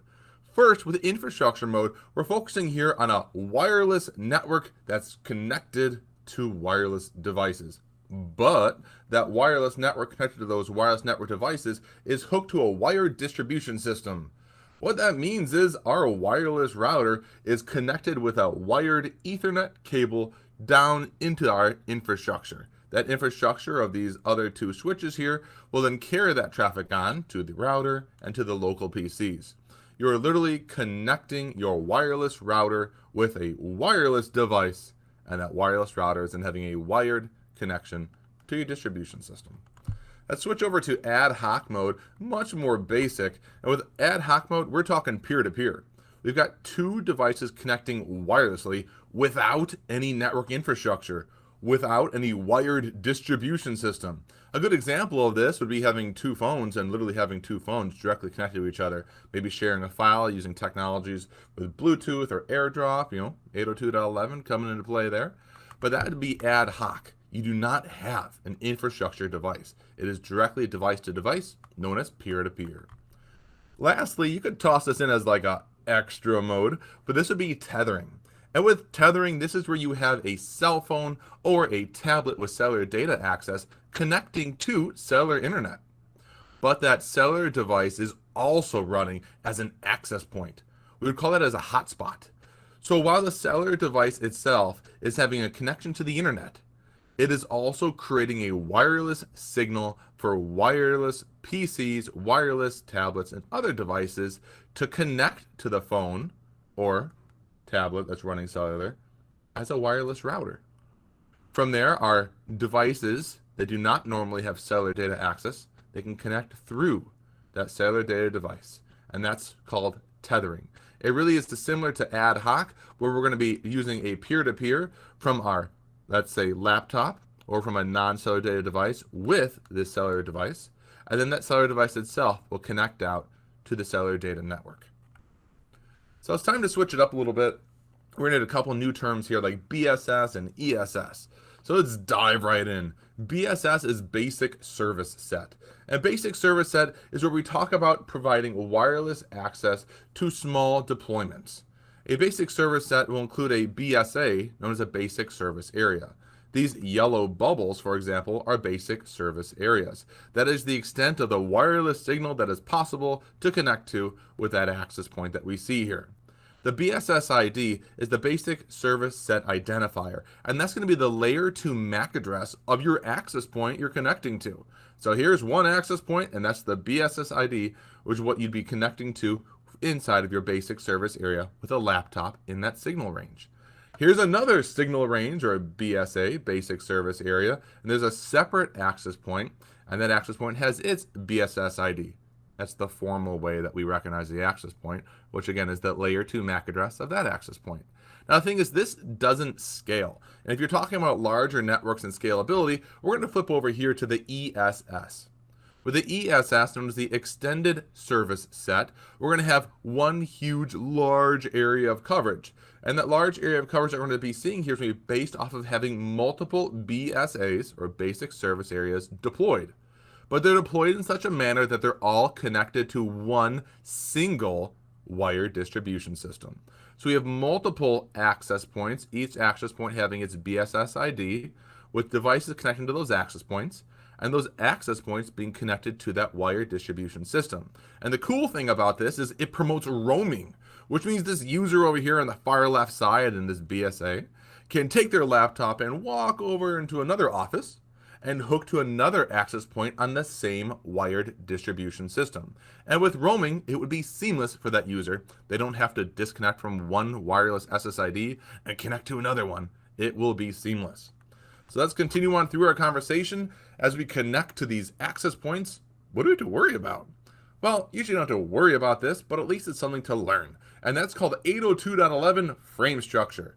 We're not going to rip it apart, but we can talk about it.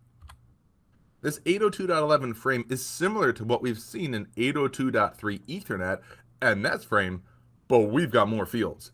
We've got here frame control, duration, multiple addresses, sequence control, and then even an address for it. What it comes down to is we have to concern ourselves with how our devices are going to be connecting to an access point or a wireless router, and that might be the middleman in our conversation to eventually have this traffic reach a web server on the internet like Cisco.com. So we have this middle device to work through. Well, how do we do that? Well, with these different fields inside of this frame structure, we can use things like address 1, where address 1, for example, would be the MAC address of the receiving wireless access point. Address 2, for example, would be the MAC address of the transmitting wireless device, like your cell phone or a tablet or the laptop you're on. Address 3 might even be the gateway device. This might be the router that's going to be the default gateway of the network. Think of all the different devices that your wireless client will have to get through to eventually leave its local area network when you're referring to having wireless and this wireless technology in the middle. We have control sequencing and fragmented frames coming up in the sequence control. Address 4 could be used in our ad hoc modes. In frame control, we have to worry about power management and subfields for different protocol versions and frame types. And finally, don't forget this big, huge area of payload. Payload is the data of your transmission. And then FCS for our frame check sequence, that's your error control. So all this comes into play to help us connect out with our wireless end devices. And speaking of wireless end devices, feels like there's a constant battle because everything is going wireless and it all wants to fight for bandwidth. Well, how do we gain access with many wireless devices to a single wireless access point? Well, there's a technology that's going to help us out, and that's called CSMA-CA. CSMA-CA is Carrier Sense Multiple Access Collision Avoidance. And really what this means is we're not going to allow traffic to just be colliding into each other, flying through the air as all these different laptops and smart devices are trying to interconnect across an access point. We have a better way to go about it. With Carrier Sense Multiple Access Collision Avoidance, if you slow that down and speak it a couple times, that's really what's about to happen. What do I mean by that? Carrier Sense. We're going to listen to the wireless media. Multiple access. We have many devices that want to use the same media at the same time. Collision avoidance. We're going to make sure they don't all ram signals into each other and then corrupt that signal. So what does that mean in the most basic sense? we're going to have our wireless devices listen to the wireless channel and see if it's idle. See if there's no other traffic currently on that wireless channel. That channel is just called the carrier. We're then going to have the RTS. Your end device, your computer, your PC, the laptop, the tablet, it's going to send a RTS. And this is a ready to send message. That message will be heard by the access point. And the access point can then provide dedicated access to the network. Well, how does the end device know that the access point is ready? The access point will respond to that RTS, the ready to send. It'll respond to it with a clear to send, a CTS. It says, the dedicated access is ready for you, go ahead and send. When the wireless end device hears that, it's going to then send and transmit its data. And by the way, all of our wireless transmissions are going to be acknowledged. And if the wireless end device does not receive an acknowledgement back, then it knows there was a collision. And it's going to restart that entire process back from listen. In order for us to first communicate with a wireless network, though, we do have to associate with a wireless access point or wireless router. And all associating means is we need to agree on specific parameters being used by these wireless network devices, as in the wireless access points or wireless routers. So how it works is this. Our device is going to try to communicate on a specific SSID, which is your wireless network name, with a password, and then using a specific network mode. For example, the wireless router or wireless access point might be supporting 802.11a, b, g, n, ac, or ad wireless LAN standards. Your device has to agree to use that standard in order to communicate with said wireless router or wireless access point. Now, some wireless routers and access points can support multiple standards at the same time, and that's known as mixed mode. Besides agreeing on the mode to use, your wireless end device also has to agree on the security, and that could be your WEP, WPA2, WPA, along with the encryption standards of TCP or AES. When you have agreed on using the correct one with the access point, hey, those are agreeing on parameters. And lastly, we have radio frequencies, which are our wireless channel settings. We need to make sure that we have an appropriate channel set with our wireless router and wireless access point, and our wireless clients will connect on that. When all that has been done, then we can successfully say we've associated with a wireless access point. Now, when we talk about associating with wireless access point, it's usually very easy. You go on your wireless client, you'll click refresh to see the wireless networks nearby, and you'll hear about them. You'll hear about the name of them, which will be the SSID. You'll hear about the standard supported, which will be the 802.11 standard used. And also you'll hear about the security settings in place that that access point or wireless router requires. All of that's being provided via a beacon. The default, standard, easy access wireless mode is known as passive. In passive mode, wireless routers and access points are on time intervals from sending out beacons, and the beacons includes all that information. But there's another mode, and it's called active. And in active mode, our wireless client, well, there's an issue here. The wireless client isn't going to hear a beacon being sent by default by an access point. And what needs to happen in order for a wireless client to successfully access the wireless network is we have to manually configure the SSID and the supported standards on the wireless client. And when the wireless client has the wireless network name on it, which is the SSID, and it has the correct standards to use configured on it, only then are we able to gain access to that wireless router or wireless access point. So the easy way, that's passive, that's the default. The more difficult way of connecting to network would be using the active mode. So take your time, read through the material for wireless LAN operation, and enjoy picking up some awesome wireless skills.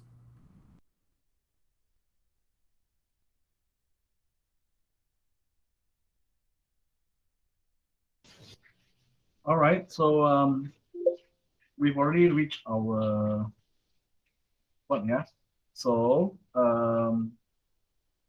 we stop here since we finish our session for this lecture, right? And we'll cover what was described in the video tomorrow and the last chapter, right? Okay, so for now, I think we're going to change to our tutorial meet, right? I meet you in your tutorial meet, and before we start the tutorial, we go for 10 minutes break. Okay. Okay. All right. See you guys.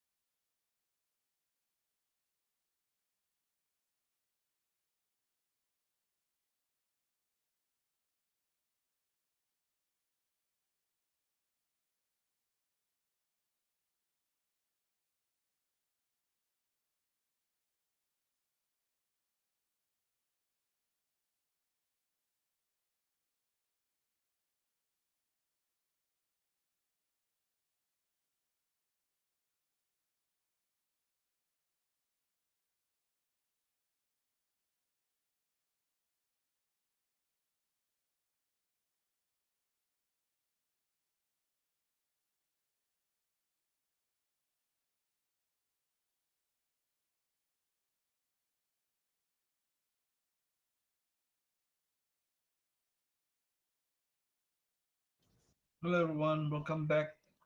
So I think based on what we've studied just now, I think only up to question number 5 only. Okay. Sorry, question number 4. Only up to question number 4. Okay, so about question number 5, I think coverage not yet until there. So just very minimal, right? If you can, after you finish this, if we have more time, we can continue, maybe continue with our lecture, right? Because only very short, right? Yeah, very short. So maybe you can continue just now, right? So actually, I want to ask about the SPA dry run. Sorry, Noah, can you speak louder? Hello. Yeah. You need some... Actually, I want to ask about the SPA dry run. Oh, okay, okay. We can do a revision on that as well. Yeah. Okay. Okay. Yeah.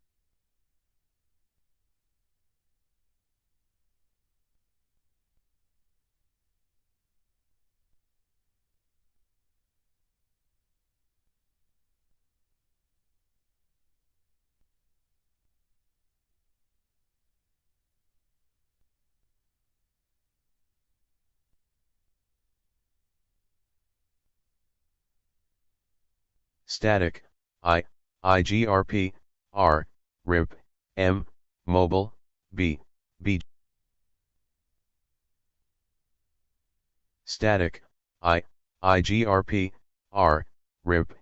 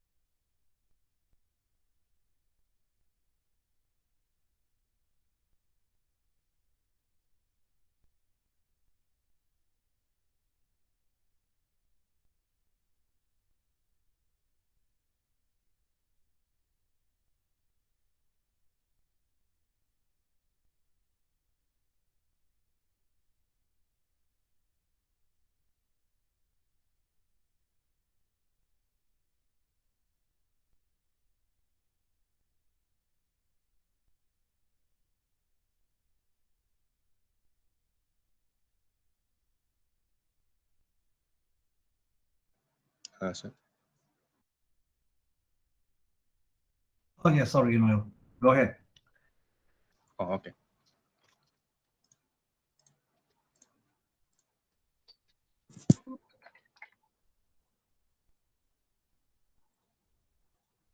So I'm having trouble to ping from PC 0 to PC 3, but somehow it can Sorry, yeah. Can you enhance?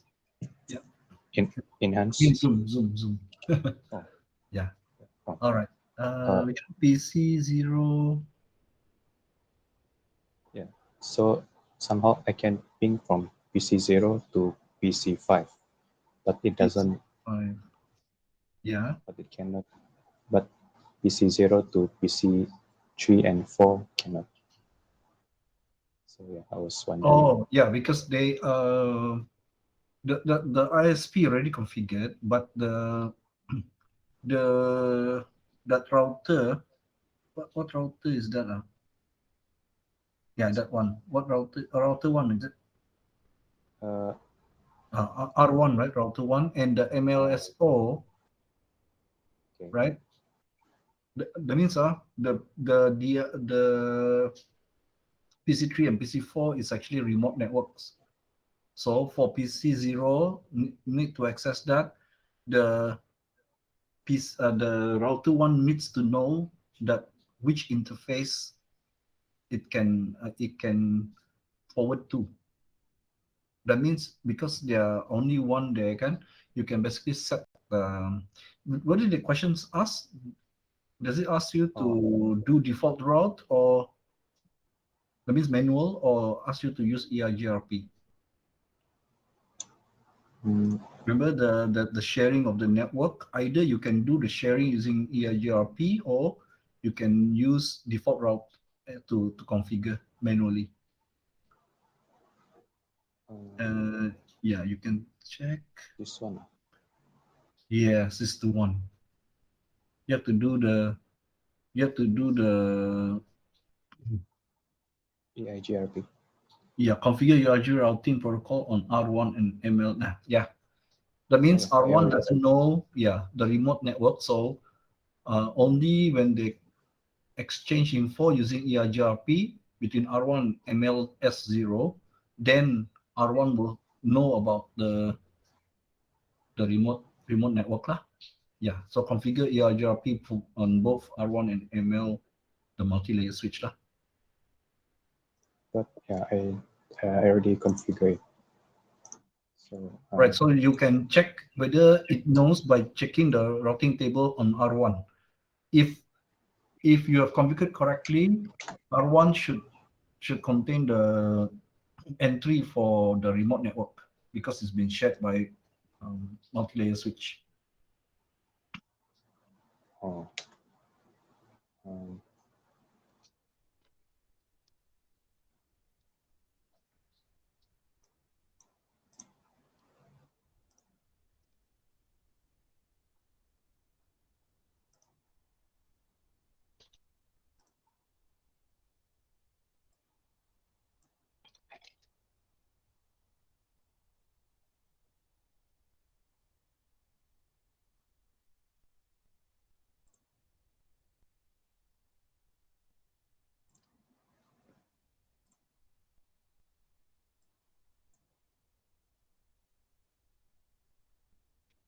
so based on the show IP route, it only knows the network of PC 5 only. Sorry, Noel, what did you say? I can't catch Uh, you. Yeah? based on the show IP route, it only knows the network of PC 5 only. So it doesn't know the, yes, so that means the EIGRP not working. Can you check on multi-layer switch, the same thing, see whether it has entry for its remote network on the other side? Yeah, See, this one don't have. don't have also. Yeah, only this 3 No, and that C. means your EIGRP is not working. So check your configuration again for the EIGRP. Make sure it's all correctly from from the slides, we already learned what's a command for the ERGRP. You have to troubleshoot lah, check whether your commands you set in R1 and the multi-layer switch. The multi-layer switch you switch port already can? You change the switch port on the multi-layer switch already can? Yeah. That one make sure that the port leading to the no switch port. Okay, so already lah. All set the address correctly, yeah. Okay, 01. All right. So, okay. How about on the other side? Pointing to the, yeah, because then it has to become the, yeah, that side, because it becomes the gateway. No, the multi-layer switch. There are two ports, right? So the other, P02. yeah, the other one also must become no switch port also. Oh, why isn't it supposed to be trunk? Well, because if not, what is the gateway for PC3 and PC4? Gateway, default gateway. Kan? That means when you ping, there's no way for them to reply. But also, yeah, try first lah. You see whether it works or not. I'm just troubleshooting also. Oh, okay. Yeah. When you ping to receive a reply, the PC3, PC4 must be able to go outside of the network. So, oh, hang on. Because it's VLAN 23, VLAN 24, right? And VLAN 10. Did you configure the router on a switch, on a stick on R1? Oh, means I need to add the VLAN. Yeah, because yeah, on both sides, I think. Multi-layer switch, different setting, right? Not using router on a stick. But on the router one is need to be router on a stick, I think. Because it's VLAN 10. So no, it's not just one traffic, it's different. Yeah, it's on different VLAN. Oh, I see. Yeah, even set up just the default VLAN. Yeah, so that means based on that, it should be router on a stick. Oh,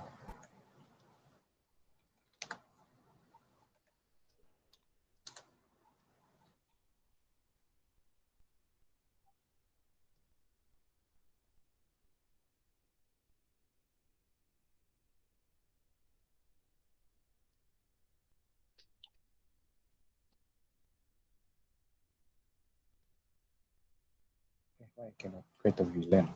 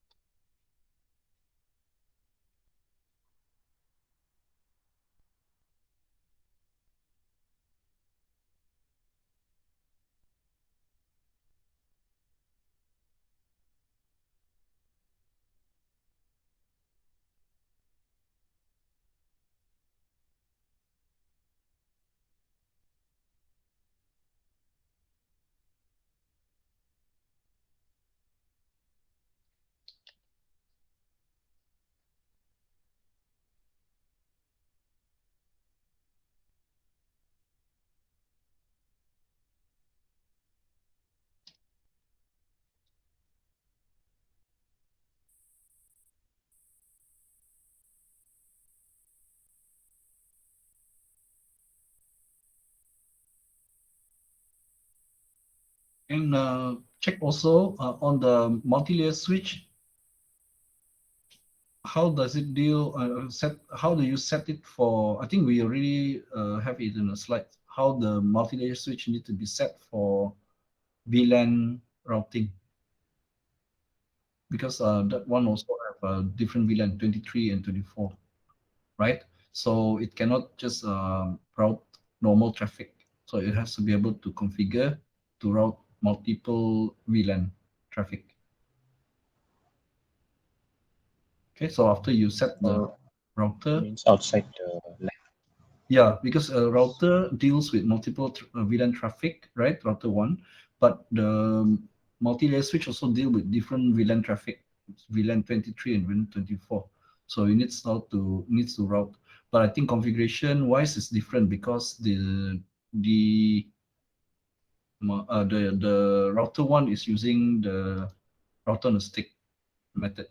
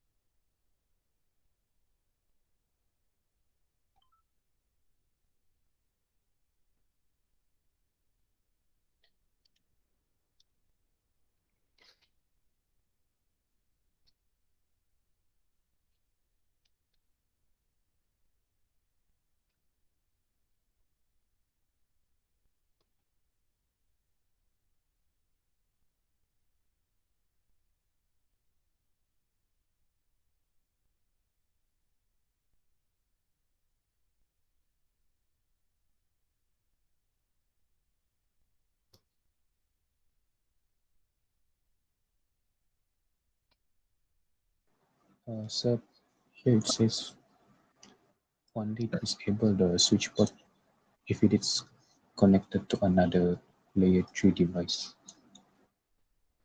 I see. So facing facing the router lah kan? Yeah.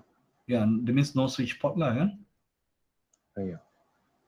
But the other side should be okay. That means yeah. So only the router lah. Is it correct? Yeah.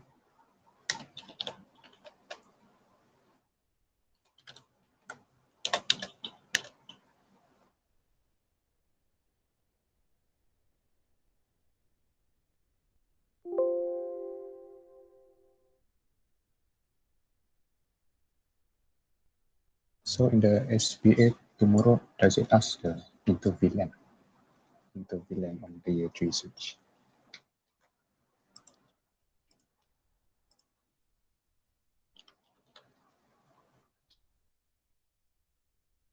Sorry. In the SPA tomorrow, does it ask about the inter-VLAN using the Yes. layer 3 switch? I'm pretty sure inter-VLAN will be out. Whether they use multi-layer switch or not, I cannot for sure say lah. But judging from previous sample, like this one is actually previous sample, I believe. Macam ada lah, the multi-layer switch. Yeah, could be very similar to this. I mean, the topology will try to cover what you have learned. This kind in the practical doesn't cover the inter-VLAN. Only cover the router on the stick only. Sorry, the what? Doesn't cover the VLAN? The practical. This doesn't cover the multi-layer switch VLAN. Yeah, it doesn't, but the commands already shared in the whatnot in the slide. So yeah, so that means coverage is there. High possibility that if it's covered, then it will be there. That's why the best way, just now I noticed that you still have to go back to the slide, right? The best way is you have your digital notes, like I said. Yeah, I already. So if you but maybe you just want to view the explanation, right? But if you already have can, then it's good. All the different setting. Okay, yeah, that's good. If you have something like this, then it's very easy for you to know that, oh, this is the setting, this is the setting, this is the setting for this. So include that one, the multi-layer switch, the VLAN thing. I hope Kelvin also is listening in, Kelvin. Yeah, it's just I think I stuck at the layer 3. Layer 3. The layer 3 switch. I think I'm not that good at Okay. doing The ML, yeah. Refer back to the slides lah. It's there.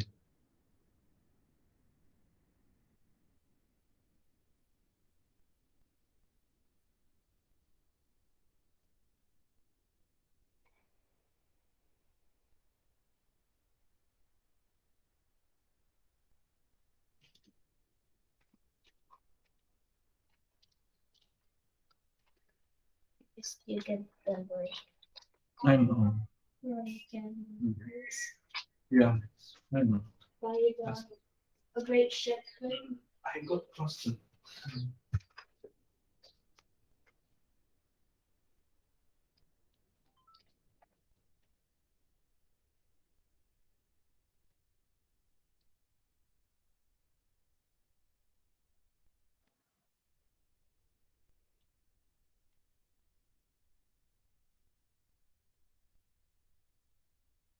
So can end the class now.